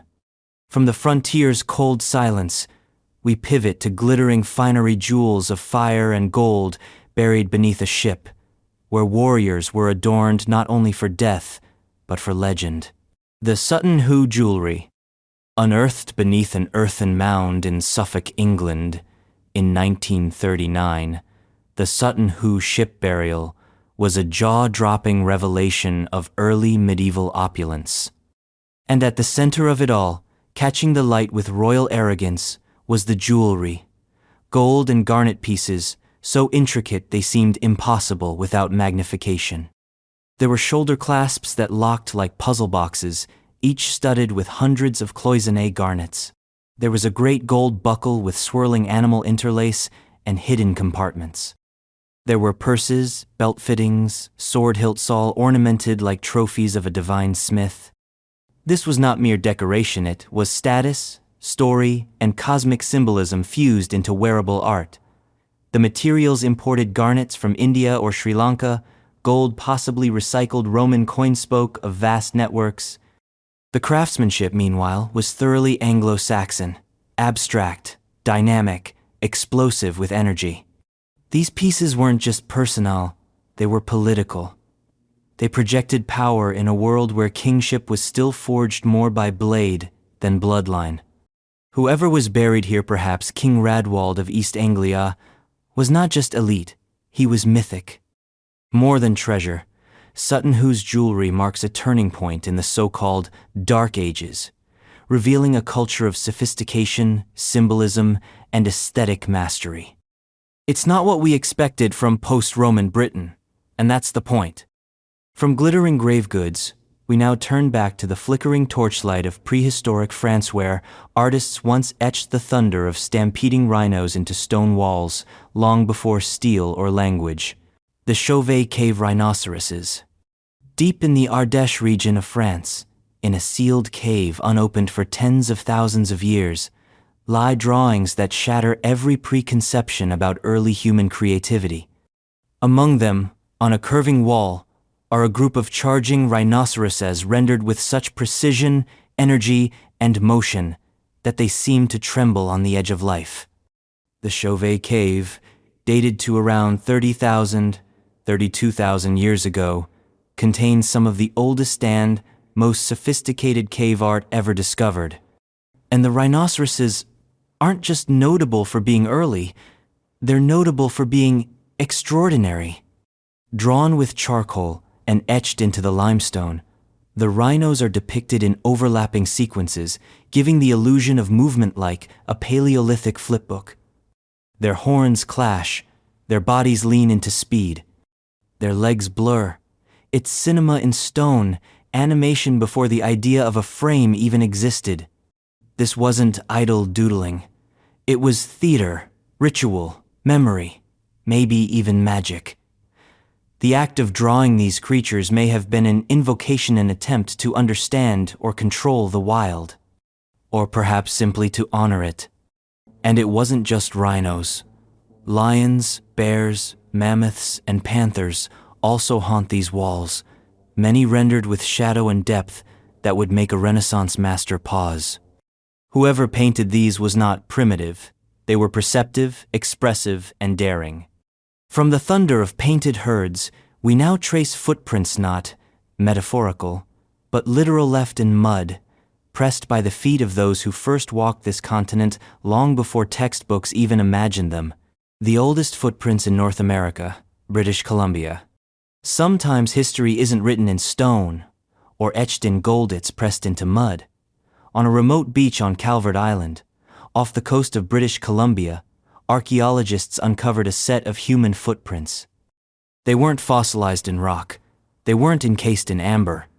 They were simply there, sunken into ancient clay, and when radiocarbon dating was applied to the surrounding sediments, the results came back clear, over 13,000 years old. That makes them the oldest known footprints in North America. The impressions were remarkably detailed: heels, arches, toes, the subtle splay of weight shifting forward. One adult, one adolescent, and one child, 3 individuals, moving along the coast, perhaps foraging, migrating, or just walking a well-worn path, frozen in time by the slow work of sand and silt. These prints do more than push back the timeline of human occupation in the Americas. They challenge a deeply entrenched idea that early peoples entered the continent through an inland ice-free corridor. But here, on the Pacific coastline, are signs of a seafaring route, a shoreline highway used by some of the earliest settlers thousands of years before the Clovis culture dominated the archaeological narrative. The footprints are an intimate relic of deep time. No bones, no tools, no fire pits, just steps. Steps taken by people who lived and breathed and left no other trace but the shape of their souls in the earth. From these footprints, we journey further back, not in time, but in space, across the desert and into the heart of Arabia, where stone tools and ancient sediments tell a story of human migration long before the Ice Age had even finished sculpting its path. The Faya Paleo landscape, UAE. Beneath the desert sands of the United Arab Emirates lies something unexpected. Evidence that modern humans were walking through the Arabian Peninsula more than 210,000 years ago. At the site of Faya in Sharjah, archaeologists uncovered stone tools buried in ancient soils that didn't match any known regional traditions. They were too sophisticated, too old, too African. This discovery shattered the conventional map of human migration. The prevailing belief was that Homo sapiens left Africa around 60,000 years ago, hugging the coastlines into Asia. But the Faya tools suggest an earlier Exodusa wave of pioneers who crossed into Arabia when the land was green, the climate wet, and the deserts blooming. These weren't cave dwellers or slow-walking wanderers. They were adaptive, clever, and mobile. The tool-shand axes, scrapers, and point show a technological link to East Africa.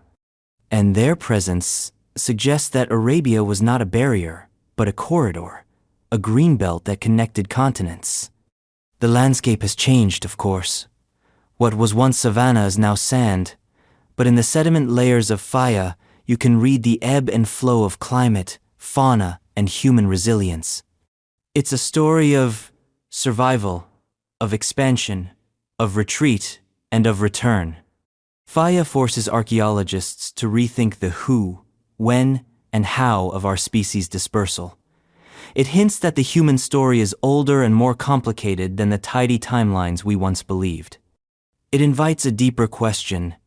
How many other footprints, buried beneath shifting sands, have we yet to uncover? And with that, our journey closes on that span from the muddiest steppes in North America to the driest echoes of prehistory in Arabia. But history never really ends. It just waits to be dug up again.